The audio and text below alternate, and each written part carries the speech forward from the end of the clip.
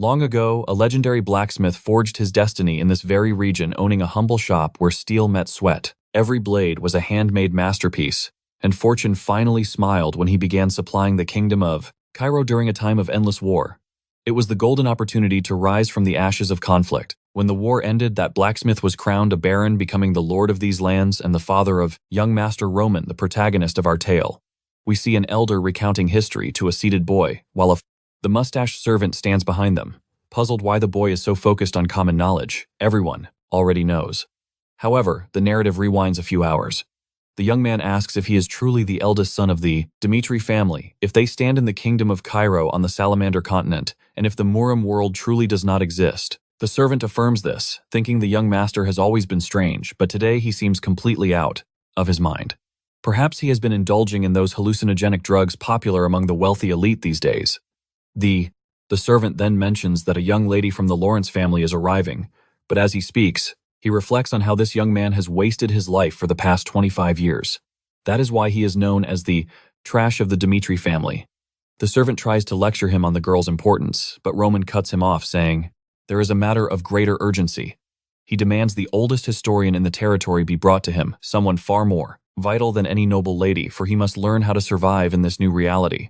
The servant is bewildered that a 25-year-old would ask such things, but as a loyal retainer, he has no choice but to obey. The story snaps back to the present. The elder concludes his history lesson. Roman thanks him and promises a generous reward, but the humble elder simply replies that speaking with the young master was honor enough. Now Roman knows the truth.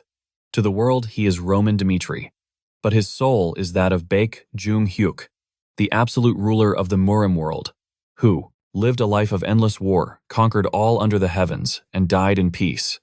Yet for some mysterious reason, he has awakened in this weak body. He wonders if this is the will of the heavens or punishment for refusing ascension. Suddenly, a commotion erupts outside. A scream pierces the air as a boy is brutally kicked in the face while onlookers watch in terror. Surrounded by thugs in front of a shop, the boy bleeds, unable to speak as the men curse him as a filthy bastard and beat him without mercy.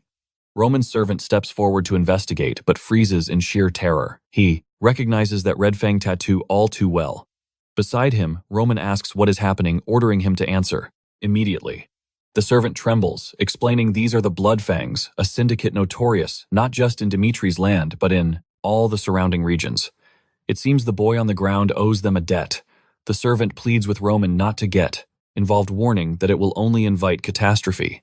However, the young master has already vanished from his side, commanding the thugs to halt. As Roman calmly approaches the violence, the servant desperately begs him to stop. But Roman marches forward with unwavering resolve. A bald thug steps out, recognizes Roman, and laughs in his face, warning him to stay out of their business, mocking him for thinking noble blood gives him any power here. The crowd whispers that he should retreat, for this is not a fight he can win. The servant insists they gain nothing by provoking the Blood Fangs. But Roman simply summons Hans. He is unfamiliar with the laws of this world, so he demands an explanation. Who has violated the rules of this land, and who deserves punishment? Hans hesitates, swallowing his fear before speaking the truth. He admits that if the boy has a debt, he is technically at fault. However, the Blood Fangs have no authority to execute private justice. Worse, they have shown blatant disrespect to the eldest son of the Dmitry family, a crime that constitutes treason against the nobility. According to the law, it would not be unusual for them to face immediate execution. The thugs stare in disbelief, while Hans wonders if he went too far. Roman asks if they heard the verdict. He casually picks up a wooden stick from the ground and declares that as the heir to the Dmitry family, he will personally administer their punishment. The bald man tries to argue that Roman is a sheltered noble who knows nothing of the dark underworld. He points to their tattoos, warning that if Roman continues this foolishness, it will end in disaster for everyone. Roman coldly replies that this confirms everything he needed to know. The bald man, regaining his arrogance, asks what Roman means. The young master explains that he now sees they are nothing but trash for daring to speak to the lord of this land with such insolence. He advances, declaring he does not give a damn about their fearsome reputation. The thugs are stunned, never expecting the family trash to. The thug launches a desperate attack to defend the failing honor of the Blood Fangs. He aims a slash at Dmitry's neck, intending to kill. However, a sudden chill runs down his spine. Dmitry had already driven that wooden branch into him without that one's a shred of hesitation. The leader collapses. Dmitry pulls the bloody stick out and turns his cold gaze toward the other two, but they only scream curses, calling him a bastard and swearing a blood oath. To avenge their fallen boss, Hans screams in terror, warning Dmitry that these gangsters are far better armed than he is. Yet Dmitry moves like a phantom. He effortlessly weaves through their strikes, shattering one thug's shin with a kick, following it up with a bone-crushing punch to the face. The servant watches in stunned silence. He had no idea the young master possessed martial arts. Of this caliber, it defies all logic. How could this warrior be the same, Master Roman? The first thing Hans saw when he opened his eyes that morning was a suicide note and scattered pills. The kingdom of Kiro, forever locked in war, had mandated that they choose a representative from every noble house for the front lines. Roman was selected to carry his family's banner. However, paralyzed by fear, he chose to take his own life instead. Bake reflects that the original owner lived a pathetic existence regardless of his internal struggles. But the soul now inhabiting this vessel is the supreme leader of the celestial demon sect. And now he will live by his own rules. With nothing but a wooden stick, he paints the entire town crimson. It is a scene of such devastation that I must censor. The visuals for the boy's methods are simply too cruel for mortal eyes. Behind him, the terrified crowd whispers the word monster. One of the last, quote, Bloodfangs tries to crawl away, but Dmitry grabs him by the hair and slams his face into the earth. He declares that the law is absolute. He warns that this final rat will be spared only to serve as a living warning of the consequences of disobedience. He addresses everyone in the town, his voice booming. His name is Roman Dmitry. If anyone dares to disagree with the judgment he has delivered today, they are welcome to come find him and meet their end. This is Baek Jung-hyuk, the man who reached the pinnacle of the Murim world, with strength that rivaled the gods. Hundreds of thousands of martial artists fell before him, massacred until the Dokta, blood of his enemies, formed a rushing river. Everyone acknowledged that the celestial demon sect ruled the martial world. But now, in this weak body, he has to exert himself just to exterminate a few street rats. He calls for Hans, ordering him to notify the guards of the incident and to have someone clean up this mess. The servant, trembling with awe, simply replies that he will obey immediately and sprints away. Bake reflects on the frailty of this new vessel. It is uselessly weak. He must accelerate his plans to gather information and find a cultivation method to rebuild his power. Just then, the boy he had saved earlier stumbles to his feet, thanking him for sparing his life. Dmitry recalls that this was the victim being beaten, but his voice is cold. He tells him that his actions were not an act of charity. The Bloodfangs violated the law and paid the price. That is all.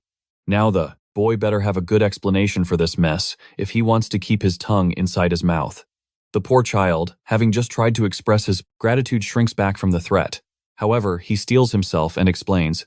His relatives borrowed money from the Bloodfangs to buy farmland and start a new life. They could have easily repaid the principal and the interest by selling their harvest. But those damned gangsters destroyed the crops on purpose, so the family couldn't pay back the debt. Only later did the boy realize this was a trap to blackmail his family and seize his younger sister. The boy screams at the heavens that the world is unfair. Even though they had nothing, they never harmed a soul. He begs on his knees for Dmitry to save his sister. But Bake simply observes the fire in the boy's eyes. That look, it reminds him of the Mad Demon, one of the 4 superior kings of his past life, a man he met in a hellhole just like this. He asks the boy for his name. Kevin, the child replies. With a smirk, Roman declares he will look into the matter and take care of the situation. The boy shouts his thanks while Dmitry senses that fate has tied a long knot between him and this child. The scene shifts to a carriage rattling down the road. A servant informs Miss Flora that they are approaching the Dmitry estate. The blonde beauty sighs, resigning herself to her fate. She must meet this Roman Dmitry. 1 month prior, a shout echoed through her castle, demanding to know why she was being sold into an arranged marriage with the Dmitry family. Her father tried to reason with her, explaining that their lands were destitute due to the endless war. However, Flora was baffled. Why this specific match? And worst of all, with the Dmitrys, a family of new money, nothing but old miners, and soot-covered blacksmiths. She tried to argue, but her father interrupted, saying all he could do was apologize for his own incompetence. Back in the present, the carriage driver announces their arrival. Flora had held onto a sliver of hope that the marriage would be with the second son, a man with a promising future. But even that dream was crushed. It was Roman himself, the family trash, who begged his father for her hand. She knows the rumors well. This man lives a life of debauchery and pleasure. She can't understand why they doused him in so much perfume likely to hide the stench of his rot. As she paced through the grand corridors, her mind was made up. No matter how desperately her father needed this union, she refused to accept it. She had to end this charade right now. Turning to face Dmitry, she steeled her nerves and declared that he should banish any thought of this marriage from his mind. But to her shock, a radiant smile broke across his face as he agreed it was a magnificent idea. The poor girl froze, completely baffled by his reaction. Dmitry calmly explained that he had come to his senses. It was utter foolishness for a woman of her brilliance to be shackled to the notorious fool of the Dmitry family. Flora stood there bewildered, wondering if this was some twisted joke. Before she could speak, he announced that urgent business required an immediate audience with his father. However, she reached out to stop him, demanding an explanation for this sudden madness. The rumors whispered that this marriage only existed because he had groveled at his father's feet for it.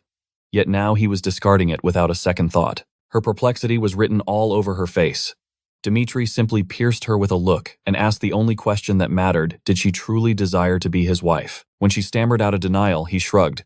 In that case, there was no need to burden one another any longer. He would handle the fallout personally. He assured her that she could wash her hands of this mess. He intended to shoulder the full weight of the responsibility himself. After all, the world already branded him the idiot of the Dmitry clan. Adding the title of a divorced man to his reputation would hardly make a difference. She couldn't comprehend the steely resolve in his eyes.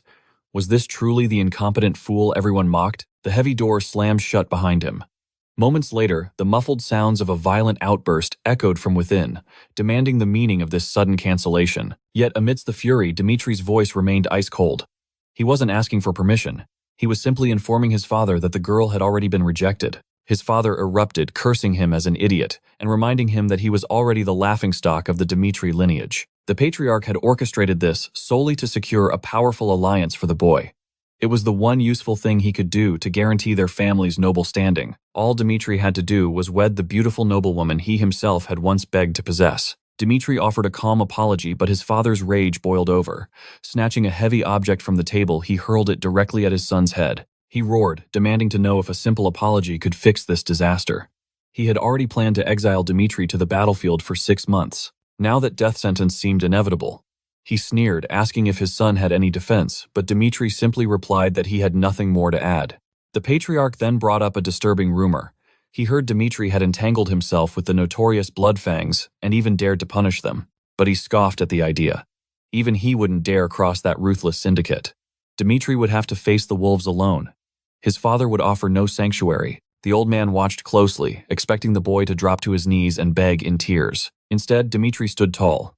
He calmly stated that he understood the terms and would handle the consequences himself. Stunned by this lack of fear, his father stood up.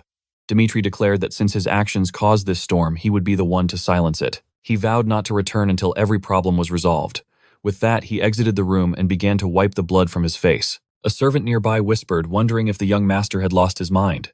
Dmitry ignored him, only to find Flora still waiting in the hall. She tried to warn him of his folly. The Bloodfangs were monsters who feared no one. If they saw him as a threat, his life was forfeit. She pleaded with him to swallow his pride, return to his father, and beg for forgiveness before it was too late. Dmitry looked at her with dull eyes and simply asked why on earth he would do such a thing. As she stammered out her reasons, Dmitry cut her off. His voice dropped an octave, stating that she truly didn't seem to know her place. The scene shifted to hours earlier. Servants had drenched him in perfume to mask the metallic scent of blood clinging to his skin. While he longed to shed the restrictive clothing, the servant insisted it was necessary for respect. But Dmitry's mind was elsewhere, still adjusting to the logic of this strange new world. To avoid complications, he had agreed to descend and handle the engagement formally. He reasoned that since the girl had never wronged him, he had no cause to humiliate her. His plan was to end the engagement with grace, but now he realized she never intended to offer him a shred of respect in the first place. If she viewed him with such disdain, he had absolutely no reason to treat her with courtesy. He told her plainly that her arrogance was blinding. It was laughable for her to show concern now, after she had tried to break the engagement without a single thought for his position. It was only when he shielded her from the fallout and took the blame that she suddenly felt a pang of anxiety. He accused her of hypocrisy, claiming she only wanted to soothe her own conscience and appear virtuous after throwing him to the wolves. She needed to understand one thing. Clearly, she had no part in his decisions. They would walk separate paths, and she was to mind her own existence. He explained that he took the blame solely to prevent rumors that the breakup was his failure, ensuring a clean cut. He wanted the world to know this wasn't a tragedy of lost love, but a deliberate choice to have absolutely no further involvement with her. This was the first and last time their worlds would cross. Later that night, the scene shifted to the dim light of the study. A voice urged someone to put down the bottle. It was Roman Dmitry's mother. The father sighed heavily, confessing that today had been a disaster. The Baron regretted raising his hand against Roman. He swore never to let his son suffer such indignity again after their rise to nobility. Lady Lahana placed a gentle hand on his shoulder. She assured him that the storm had passed, and their children were now grown and strong. Although the father nodded, a shadow lingered in his eyes. He confessed he could no longer read his own son's heart. Roman had endured the harsh winters of their poverty alongside him. Now the Baron felt helpless before the stranger his son had become. Lahana offered wisdom soft as silk. Parents may falter, she said, but that is the burden of life. Yet they remain the only guiding lights capable of correcting the young master's path. She believed in her husband's strength. She trusted the Romero. She loved to guide their son home. The Baron paused, asking if she meant the incident with the bloodfangs. She nodded gravely. Roman acted on hot-blooded impulse, but he is stubborn. It would be wise to involve Captain Jonathan. A protector was needed. The Baron immediately summoned a servant, ordering him to bring the captain of the guards at once. The next morning, Roman strolled through the district as if he owned it. Hans scrambled after him, trembling with warnings of retaliation. The Bloodfangs would surely seek blood for yesterday's humiliation, but Roman remained unmoved, asking a simple question. When did mere thugs become absolute rulers? Hans was speechless. Roman explained that in war, reputation is the sharpest blade. Because the Bloodfangs are ruthless, fear paves their way. It makes their work effortless. Hans looked confused. Are you saying they are weak? Young Master Roman's eyes glinted cold. They are only as strong as the fear you grant them. The scene shifted to a bustling tavern. A feast fit for a king arrived at their table, and Hans's eyes sparkled with delight. But before a bite was taken, Roman stood up. He ordered Hans to remain behind while he continued his investigation alone. He claimed the path ahead was too treacherous for a servant. Hans leaped from his seat, desperation written on his face. He could not abandon his master. Even if death awaited, his place was by the young master's side. Roman paused, his gaze piercing. He asked quietly if Hans truly considered himself one of Roman's people. Hans swore eternal loyalty without hesitation. Roman's expression softened, dropping a heavy emotional anchor. Then stay. I cannot afford to lose a valuable subordinate like you in a meaningless skirmish. Poor Hans stood frozen, his heart swelling with emotion at his master's words. But as Roman vanished, Hans snapped back to reality. This was no time for sentiment. He had to alert the guards. Meanwhile, Roman analyzed the situation with a tactician's mind. The Bloodfangs were paper tigers. The issue was their fractured structure. Scattering like rats made them hard to exterminate. They wouldn't dare attack him publicly, and hunting them down one by one was inefficient. If the mountain won't come to Roman, he must force the mountain to move. He needed to lure the prey into the open. That was why he paraded through the city. Today, the Dmitry Knights were in training, leaving the streets unguarded. It was the golden hour for revenge. If the rats wanted to bite, they would have to do it now. Right on cue, voices snarled his name from the shadows. A thug leaped forward, declaring that the debt of blood must be paid. He screamed that Roman would regret crossing the Bloodfangs. Elsewhere, a desperate voice pierced the air, calling for the captain. A man with disheveled hair whipped around. It was Hans sprinting toward Captain Jonathan as if his life depended on it. Gasping for air, Hans frantically explained the dire situation. He begged Jonathan to find the young master before it was too late. He is in mortal danger, Hans cried. But in the alley, Roman moved like a phantom, effortlessly dodging the first strike.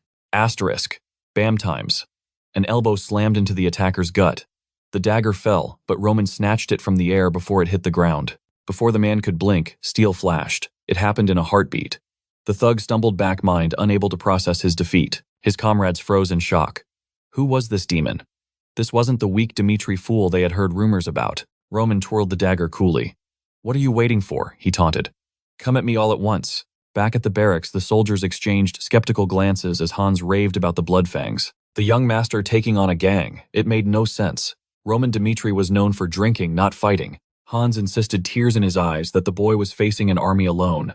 To stand by now would be a death sentence. Jonathan frowned, remembering the Baron's request. Why would a boy who couldn't even hold a sword provoke the underworld? Still, duty came first. To arms he roared, commanding his men to grab their weapons. They could not let a hair on the noble's head be harmed. Though Jonathan swore he'd lecture the boy if this was just a prank. But the captain need not have worried. The poor Bloodfangs were already kissing the dirt. They cursed him as they lunged. Roman flowed like water, ducking under a wild swing. Asterisk thud times. A precise jab to the gut folded the next man instantly. Roman moved like a phantom, effortlessly dodging the strike before burying a knee into the attacker's gut. The fool crumbled instantly. Roman looked down coldly and asked, "Is it just the three of you?" The assassin choked out a threat, swearing Roman wouldn't get away with killing his brothers, but Roman just laughed a chilling sound in the silence and asked, "Did you not realize that all three of you were destined to die here?" Roman lightly tapped his blade against the man's thigh, his voice devoid of mercy. "It would be wise to answer me now. Start with the name of your leader." The scene shifts, the atmosphere changing from a blood-soaked alley to the bustling interior of a tavern. It was the same bar from before. Suddenly, the air grew heavy as Roman returned. The bald man at the counter froze, sensing a shift in the atmosphere. He turned to welcome the guest, greeting the young master of Dmitry. Roman responded with a cheery wave, masking his true intent. The man wondered why the noble was acting so out of character today, and why he had returned so soon. Deciding to ignore the unease in his gut, the bartender asked what the young master desired. Roman's eyes glinted as he ordered a tear of the dawn. The bartender's expression hardened. He explained they didn't serve such a drink, asking if the noble wanted something else. Roman smiled sharply and requested the strongest alcohol they had, claiming he had some messy business to take care of by morning. Earlier, a contact had revealed a secret everything was connected to the phrase "Tear of the Dawn" at a specific bar in the heart of the city. This was the hub where missions were distributed. All one needed to do was speak the code. Roman had asked for that code, and now he had delivered it perfectly. At that moment, a deadly silence descended upon the bar. The bartender roared to the other patrons, signaling the ambush, but just as he prepared to give the kill order, a fist struck him with the force of a cannon. Smash. The patrons were paralyzed with shock. The chaotic noble had assaulted the owner in plain sight. They leaped to their feet, screaming for blood. The civilians scrambled to escape and call the guards, but Roman was already moving. A lightning-fast strike to the neck, a crushing chokehold. It was a symphony of violence. Men were hitting the floor, eyes wide with bewilderment, wondering what calamity had just befallen them. The so-called idiot of the Dmitry family had neutralized 3 skilled fighters before they could even process the threat. In the world of Murim, strength is defined by one's ability to harness internal energy through breathing techniques. In a short time, Roman had forcibly reconstructed this weak body. He was still far from his prime as the heavenly demon, but against these street thugs, they were nothing but ants. Moments later, the groggy bartender began to stir, his mind racing to comprehend the devastation. Roman looked down at him, his voice dripping with amusement. "You woke up just in time. I was about to finish cleaning up the trash." The chubby bartender stammered, demanding to know why Roman was attacking his establishment. Roman scoffed, calling him a complete moron. "Don't play dumb. I know you sent those assassins." However, Roman admitted there were things he was still curious about. "So we are going to have a little chat." Sometime later, Roman's loyal knight Jonathan arrived at the chaotic scene. He couldn't believe his eyes. Had the young master truly done this alone? At that moment, a soldier rushed down from the second floor breathless. He reported to Jonathan that the young master had already departed for the Lawrence estate. Jonathan was baffled. Why go there? The soldier's face was pale as he reported, "Sir, it appears the secret base of the Bloodfangs is located within that estate." Flashback to 1 hour earlier. Roman loomed over the battered bartender. "It would be better if you confessed now. At this rate, you will run out of fingers before you run out of lies." The bald man spat blood, warning that he had nothing to say to a mere boy. "Kill me if you want. The blood fangs will hunt you down." Roman's lips curled into a twisted smile. "Now that is an attitude I like. The ones who resist the most are the ones who sing the sweetest when they finally break." The old torturer beside him grumbled that it was a waste of time and urged Roman to just finish him. But Roman shook his head. "No, this is precisely what we are here to test. It is time to see just how loyal you really are." Roman pulled an object from his coat, his eyes gleaming with malice. He held up a photograph of the bartender with a young boy. "Tell me, what would happen if I found this child and silenced him?"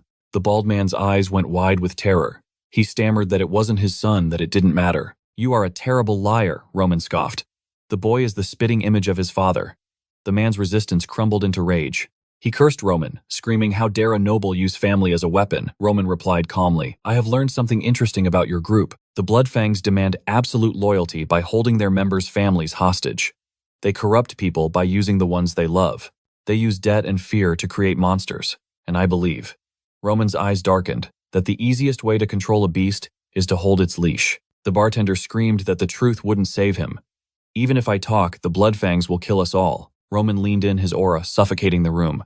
"You should be more careful about where you place your bets. I am serious. I will hunt down your son and I will end his line. That is a vow upon the name of Dmitry." But Roman paused, letting the fear take root. I will give you one final chance to choose your destiny. Bet on the Bloodfangs and watch your son suffer. Or bet on me and let me slaughter them all. The choice is yours. The scene shifts to a hidden house in a dark alley. A voice trembled in the shadows. Is it really true? News spread like wildfire through the streets. An entire division in the city center annihilated by Roman alone. If the knights mobilized now, it meant total war. A scarred veteran looking wild and feral scoffed in disbelief at the report. He couldn't fathom such courage from a known failure. How could a reject of the Swordsmanship Academy slaughter a whole squad? With killing intent, the leader demanded Roman's location. A subordinate stammered that the target had just left Dmitry territory. Was he alone? The answer was a resounding yes. A twisted grin spread across the leader's face at the opportunity. Arrogance blinded him completely. He plans to take us all on perfect. He rallied his men with bloodlust in his eyes. They would butcher Roman before the Dmitry Knights could intervene. Then they would string his corpse up in the town square. A gruesome warning to all who dared oppose the Bloodfangs. Their reign of terror and infamy would be reborn in blood. Meanwhile, the atmosphere in the Lawrence castle was suffocating. The elders gathered heavy shadows clinging to their faces. The Barco family was making moves in the shadows. Massive loans could only mean one thing. They were sharpening their blades for war. They had to consolidate power before the enemy grew too strong. Time was running out like sand through an hourglass. A blonde noble sighed heavily. War was no longer a possibility.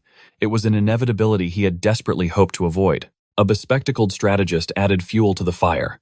Even the central government seems to be backing the Barco faction. Bang! An elder in red slammed his fist onto the table. We cannot yield a single inch of our fertile lands. Someone mentioned past debts, but the elder spat in disgust. Lies mere fabrications to justify their greed. Chaos erupted in the room until a sharp voice cut through. Silence. The blonde leader took command of the meeting. Surrender was not an option. Giving up land now meant losing everything later. If the Barcos wanted a fight, they would get one. They would resist with every ounce of their strength. That was precisely why the marriage alliance with the Dmitry family was forged. Greedy smiles returned to their faces. The Dmitry wealth was bottomless, and their steel was legendary across the continent. No matter how much gold the Barcos borrowed, it was dust compared to the mountains of treasure the Dmitrys possessed. The patriarch's eyes grew cold and calculating. That is why I forced my daughter to marry that fool. He wouldn't dare refuse a beauty like her. Another noble offered hollow comfort to the Lord. Do not blame yourself. It is a necessary sacrifice for the greater good of the clan. Outside the heavy oak doors, Flora stood frozen. Every word pierced her heart like a dagger. How could she tell him the truth now? How would he react to her rejection of the proposal? Yet her soul rebelled at the thought of being sold like livestock. It wasn't just her father's scheme. The survival of her entire bloodline rested on her shoulders. The weight was crushing, but she steeled her resolve. She would speak her truth. She could not marry a man who held no place in her heart. Suddenly, frantic footsteps approached the corridor. My lord, urgent news. Flora turned startled by the panic in the messenger's voice. He ignored her banging desperately on the door. Emergency. It's a disaster. Flora was left standing there, confusion swirling in her mind. Elsewhere, chaos was brewing at the gates. Jonathan pounded on the wood. Open this up, you bastards. The guard cited protocol, but Jonathan was past reason. If my young master loses a single hair because of your delay, his aura flared with menace. You will pay with your lives. Just then, a scout arrived, breathless and pale as a ghost. Captain Trouble at the square. The city was in turmoil. Jonathan's heart sank into the abyss at the news. He roared, ready to shatter the gates himself. Open it now. Meanwhile, the town square was a scene straight from hell. The crowd watched in paralyzed horror. A man was dangling helplessly in the air. It was the feral leader, now reduced to a whimpering mess. He had been so arrogant just moments ago. He thought crushing a noble idiot would be child's play. A simple task for his gang. Whatever men he sent should have been enough. But reality was a cruel mistress. His army faced multiple armed warriors. He had been certain defeat was impossible, until he opened his eyes to a field of corpses. The smell of blood was overwhelming. Now he stared into the face of death itself. Terror hijacked his tongue. He stammered his bravado, shattered into dust. He clung to Roman's leg like a desperate parasite. Please, mercy, don't kill me. But Roman's expression remained unmoved. With a flick of his arm, Roman tossed him into the center of the crowd.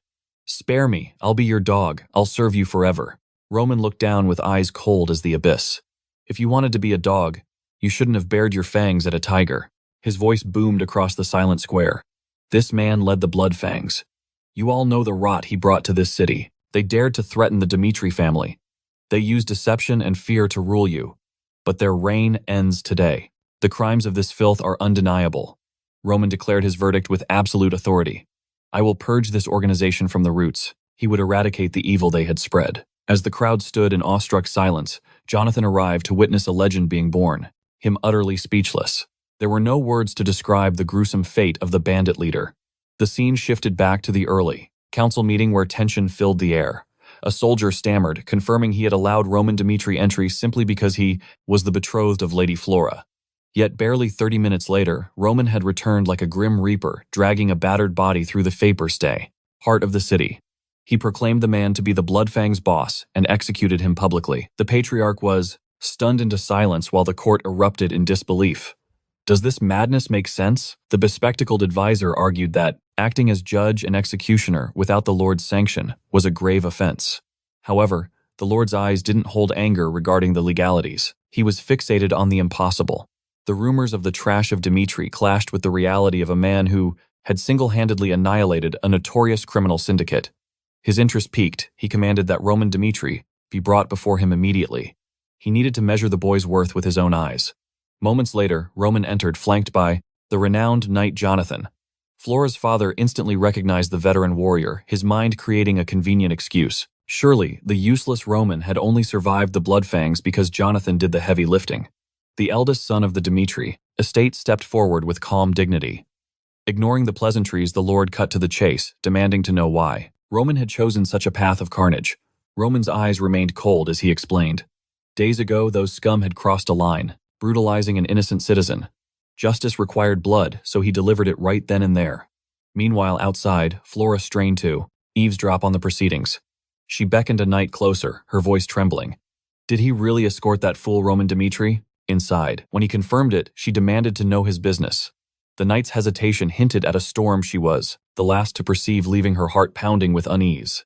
Back in the chamber, Roman's voice remained steady. He had to invade their den and sever the snake's head. That was the cold, hard truth of the matter. The Lord leaned back, eyes narrowing.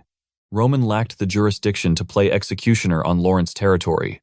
Roman nodded, acknowledging the law, but countered with a sharp critique of their competence. The Bloodfangs were a plague on this region, tormenting the weak while the authorities sat idle.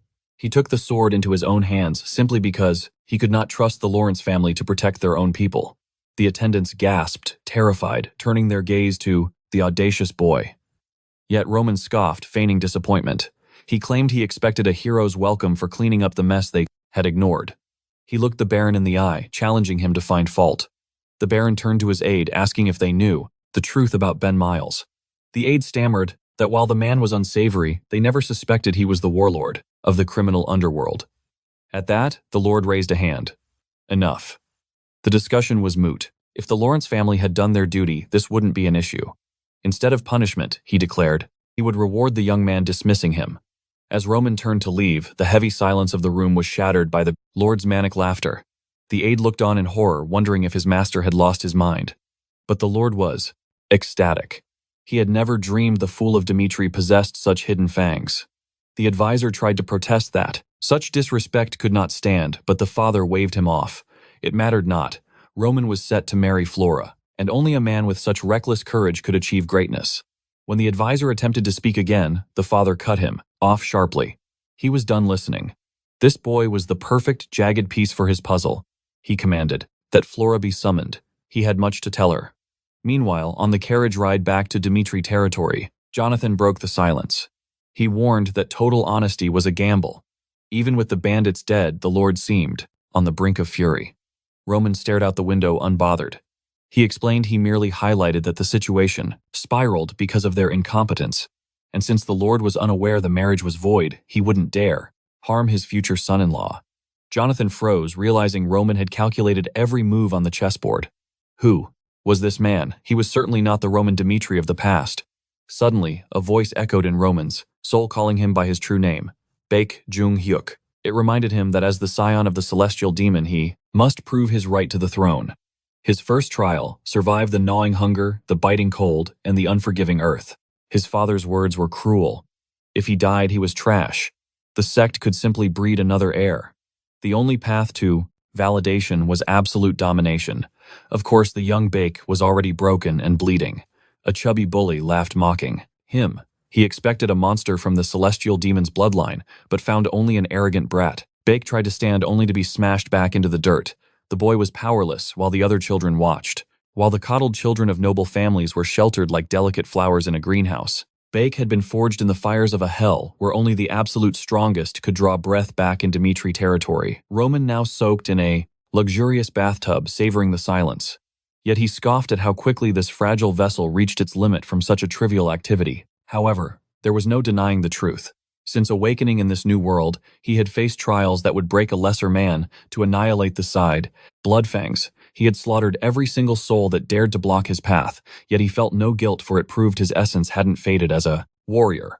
If required, he would extract the truth through agony and erase anyone foolish enough to seek his life. This was the code he had lived by for eternity, and inhabiting the body of Roman would not dull his blade. The only issue was that the outside world was becoming a chaotic board he could not yet read, and he lacked vital intelligence on how this society functioned. Not to mention his cultivation base was pitifully weak, forcing him to strategize with the cunning of a fox rather than the might of a dragon. Regarding his future steps, suddenly a servant announced his presence at the door, informing the young master that the Lord summoned him to the main chambers inside the office. Lord Romero questioned if his son was truly capable of such a feat. Jonathan confirmed it, noting that Roman had undergone a metamorphosis that defied logic. The father remained skeptical, but the knight swore that this young master was not the same disappointingly dull person they once knew. Romero confessed that Roman had always been his greatest heartache, the only son with no talent, no drive, and the only one who had suffered alongside them during the poverty of their past long ago. Roman had once handed their exhausted father a small candy when asked what it was. The innocent boy had simply beamed and replied, "It is something sweet." Romero was working in the mines when he saw his frail son approaching through the dust and scolded him for coming to such a hazardous site, reminding him that it was a place of death. But the boy just smiled warmly and said that his father worked too hard, so he brought a sweet to give him the energy to finish fast and return to their family. All Romero ever desired was to shield his son from the world's cruelty. That is why he always spoiled him with gold, so he would never know the sting of poverty. He never imagined this love would poison Roman and lead him down the path of depravity. Part of his heart had already mourned the boy, but hearing that he had crushed the bloodfangs filled him. With a blazing inferno of hope at the door, Roman requested an audience. Romero thought that no matter what dark method Roman had, he used to achieve victory. He had successfully purged the threat. If this was the turning point, he was prepared to sacrifice everything for his son. This would be his redemption for failing as a father in the past. When the heavy doors opened, Romero remarked that he had received word that Roman had single-handedly annihilated the bloodfangs. Bake, now fully in control of Roman's eyes, observed the patriarch. Before him, he could sense the man's anxiety and the desperate hope clinging to his next words. But he knew that, if he that revealed his true identity as a transmigrator, he would be viewed as a monster. The dilemma was that accomplishments beyond imagination always demanded a heavy price. If he played his cards right, he could buy precious time to cultivate his strength. As his father waited with bated breath, Bake weighed the merits of honesty versus deception. Hiding his power seemed the logical, tactical choice. Yet Bake's memories flashed back to the brutality of his own childhood, where a bully once mocked him, asking if weakness was his only talent. In response, Bake had seized a jagged rock and smashed it into the bully's face. Without a shred of mercy, the boy had collapsed, screaming in blood. Yet Bake stood tall, gripping another stone to ensure the threat was permanently ended. From that day on, terror reigned in their eyes. That was the moment he learned that in a merciless world, the apex predator always rules. He declared to the cowering crowd that the boy he killed was merely a stepping stone, and now he was the absolute law. Demonstrating overwhelming dominance was the only path to total victory. That is why Bayek, now living as Roman, decided to say, "Yes, yes, I was the one who obliterated the bloodfangs." Neither he nor the heavenly demon knew how to humble themselves. Sometime later at the estate's training grounds, the young trainees were honing their blade work when a command rang out, ordering them to halt and show reverence to the Lord's heir. Everyone immediately bowed, but a blonde boy among them looked bewildered, wondering why the trash of the family, Roman Dmitry, was there. The instructor announced that they would be testing their steel against Mr. Roman and invited any brave soul to step forward. Strangely, cold sweat broke out on the soldiers' faces and silence fell over the ranks. The blond boy failed to comprehend why veteran warriors were terrified of Roman, or more accurately, why anyone would hesitate to beat up the village idiot an hour earlier when Roman had confessed to his father that he was indeed the architect of the Bloodfang's destruction. His father asked in shock how he had managed to overcome such odds. Needing a cover story, Roman spun a tale that he had been secretly cultivating his swordsmanship in the shadows. His father asked with tears in his eyes why he hid his talent, assuring him that he would have moved mountains to support him. Roman replied with a gaze of steel that he was tired of living as trash and wanted to prove that even the fool of the Dmitry family could rise. To achieve such a feat single-handedly, Romero struggled to accept this reality. He claimed it was sheer madness for one man to master the blade in isolation, let alone slaughter an entire syndicate. Roman, however, remained calm. The Bloodfangs, ruled through fear and tyranny. That is precisely why I baited their leader. His father pressed on. But how? Roman revealed the cold truth. They preyed upon the weak. So I offered myself as the perfect victim. Romero's eyes widened. That was a gamble with your life. If they chose vengeance, you would be dead. Roman shook his head. Their loyalty was forged in terror, not respect. I knew the moment I severed the head of the snake, not a single soul would risk their life to save a tyrant. Romero fell silent, his mind racing. A strategy of absolute perfection, and the courage to execute it. To call this merely impressive would be an after emso insult. To think the boy was capable of such brilliance, his father then made a heavy request. Grant me this favor. Roman nodded. Romero's gaze sharpened. I must witness this swordsmanship with my own eyes. I need to see just how much you have evolved. The scene shifted to the training grounds, but silence reigned. Romero frowned. No one stepped forward. The soldiers were paralyzed by fear. If I hit him, I am expelled. But if I lose, I am useless. The atmosphere was suffocating. Meanwhile, Captain Jonathan analyzed the situation. We need a warrior who can dominate Roman to truly test his mettle. He stepped forward, his voice booming like thunder. If no cowards will volunteer, I shall choose for you, as the Master Jonathan could not fight, leaving only one candidate. He roared. Chris, step forward. The vice captain froze. Chris, the second in command of the Dmitry Knights. His history with Roman was bitter. Memories of the previous year flooded back. A tavern filled with whispers, about a noble causing a scene. There they found a drunkard screaming, "Do you know who I am? Are you mocking me?" The drunkard threatened to destroy the establishment. The staff trembled, bowing their heads in fear. But the old Roman sneered, "Trash like you do not deserve to speak." He beckoned the waiter like a dog. When they tried to reason with him, a bottle shattered against the wall. That was the breaking point. Chris stepped in, his voice stern. Enough of this madness. But the noble merely scoffed. Who are you? Chris grabbed his wrist to drag him out. You are disgracing your family times, smack times. A sharp slap echoed across the room. Roman glared with bloodshot eyes. How dare a lowly knight touch a noble? With that single strike, Chris had understood everything. This boy had never held a sword. His grip was weaker than an average peasant's. He pitied the Lord for siring such a failure. He was certain of one thing: this trash was better off dead. So why force him to duel this waste of space? He whispered to the captain. Sir, this is a mistake. There are others better suited for babysitting. But Jonathan's eyes were cold. He took down the Bloodfangs. It must be you. Chris opened his mouth to argue, but Jonathan cut him off. That is an order. Chris sighed. Understood. Anticipation filled the air. The two warriors locked eyes. Jonathan raised his hand, but a voice interrupted. Wait, Chris declared. I have a condition.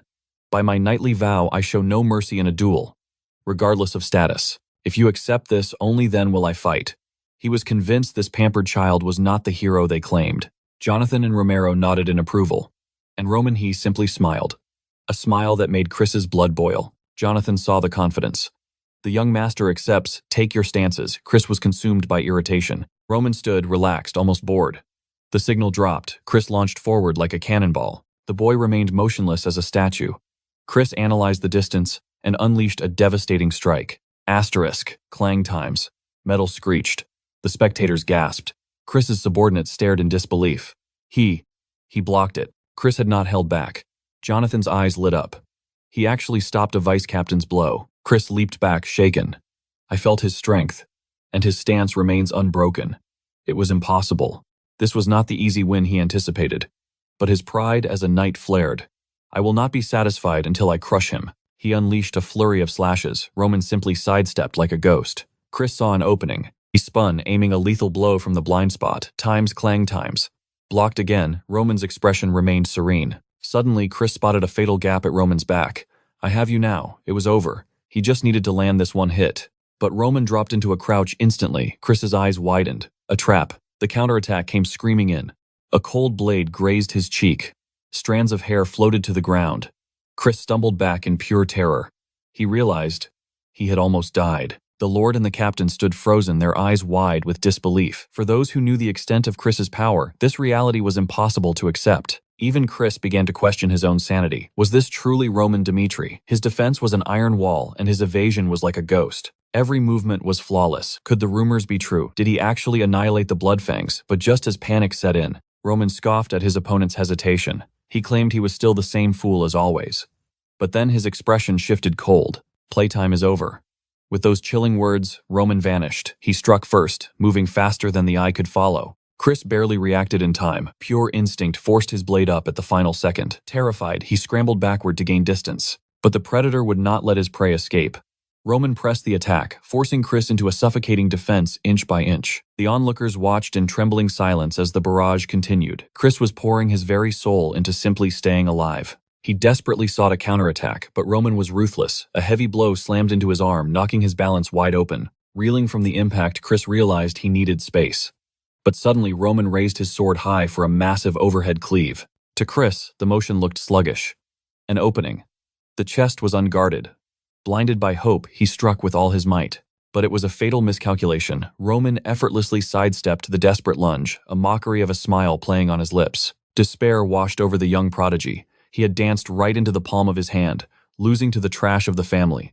Unacceptable. Humiliation ignited a fire within him. He gripped his hilt until his knuckles turned white, and a blue light began to hum. Jonathan screamed for him to stop. Too late. The one-star aura erupted in a blinding flash. Even the veteran knights gasped as the arena was engulfed in explosive energy. Dust and debris filled the air, blinding the spectators. Romero's heart stopped, fearing for his son's life.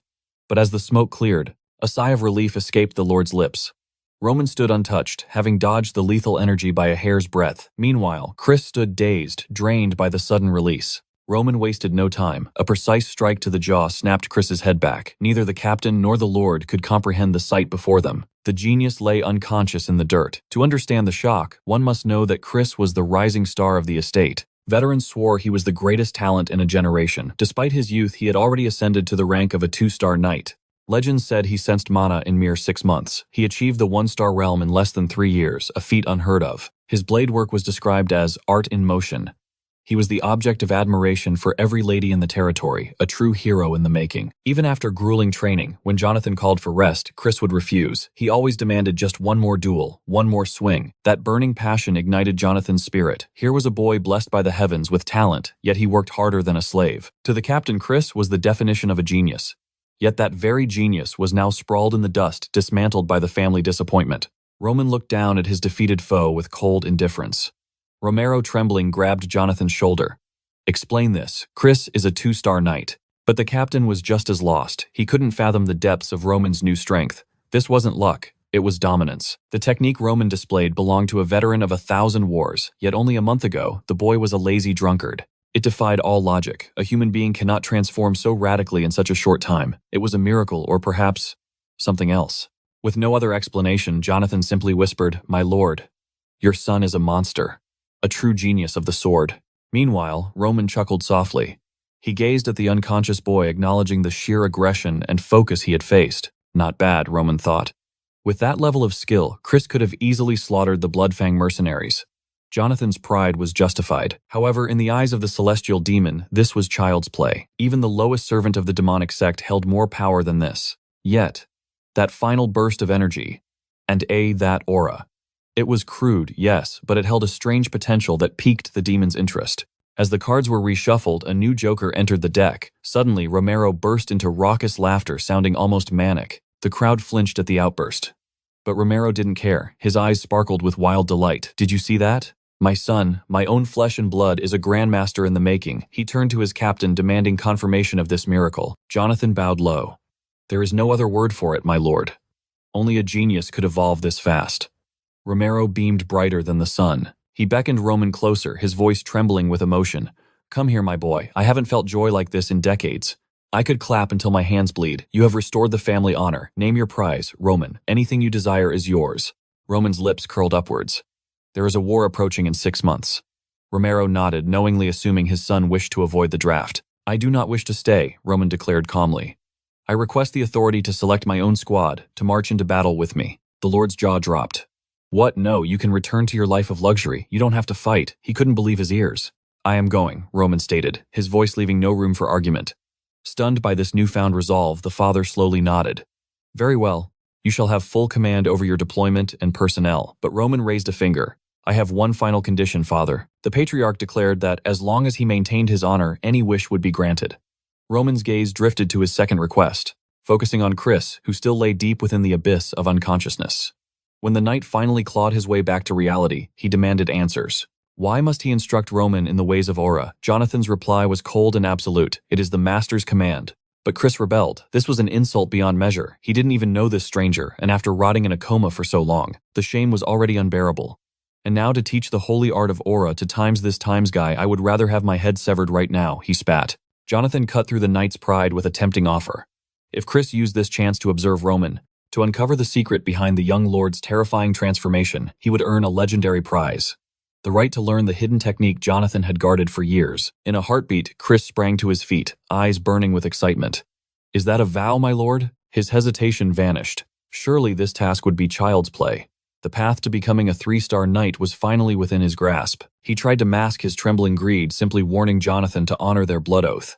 Meanwhile, back within the castle walls, a voice called out to the young master. Young Master Roman, the rumors of your duel are spreading like wildfire. It was Hans, marveling at the impossible feat. To think, Roman had crushed a 2-star knight. But Roman ignored the praise. Tell me, Hans, what exactly is this 2-star aura concept? Hans scratched his head, admitting his ignorance. Save for one fact, it relied on the manipulation of mana. The protagonist's mind sharpened. In this realm, they called it mana.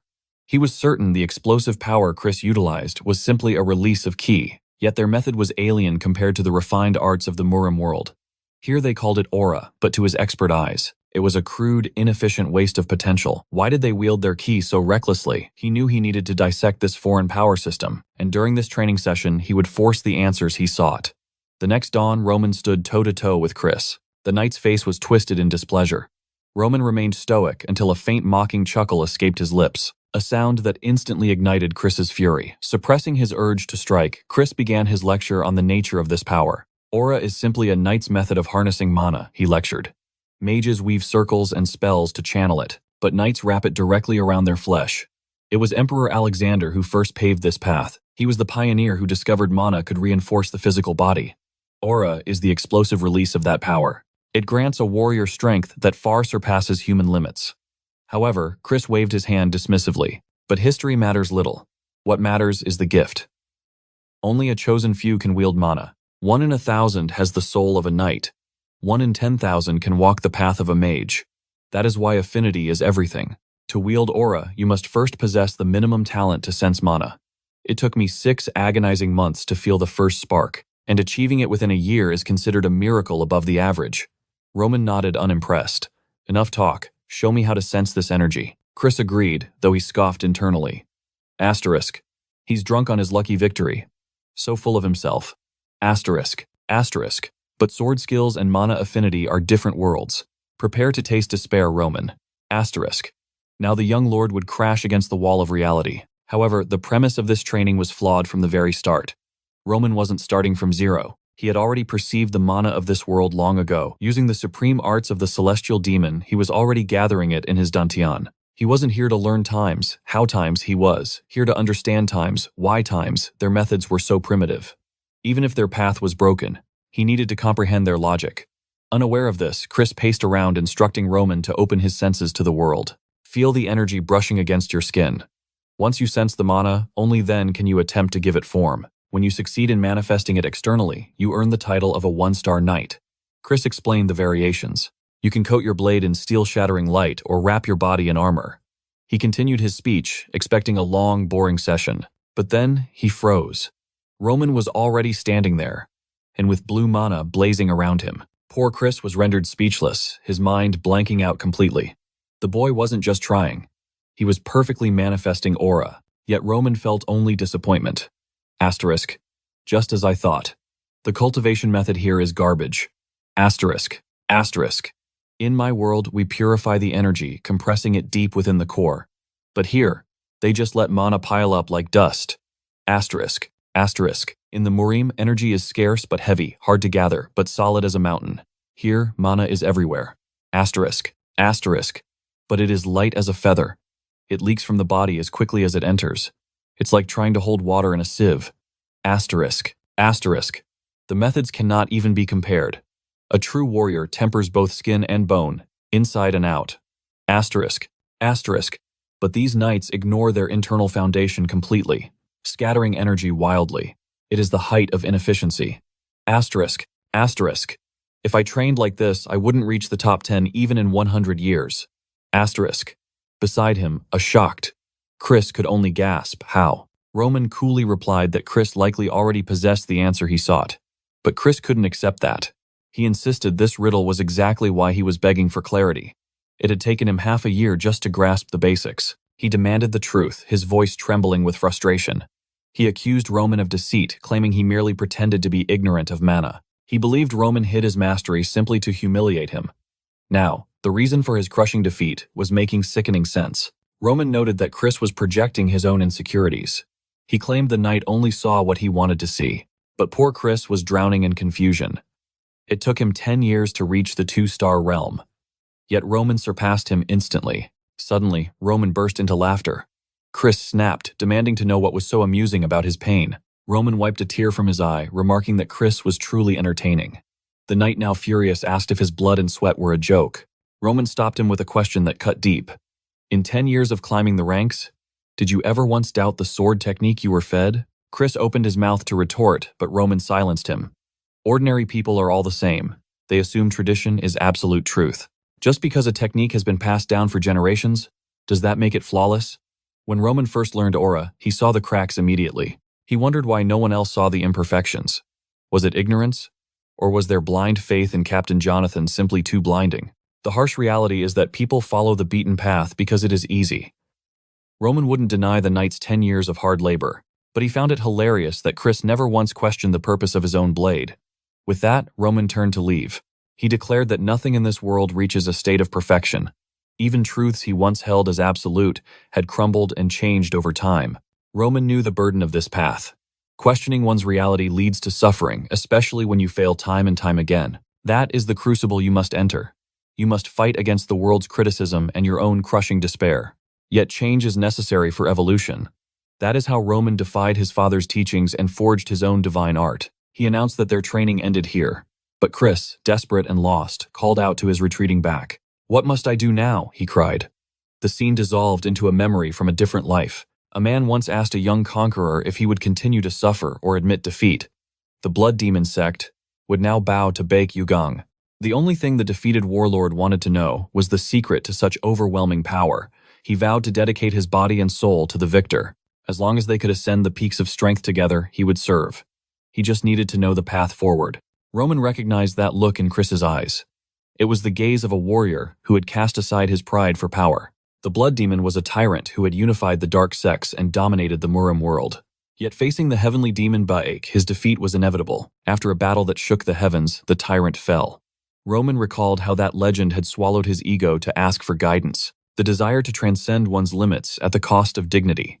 It reminded him of that old rival. He told Chris he was asking for the path to strength, but simply giving him the answer would be meaningless. The confused knight pleaded for direction.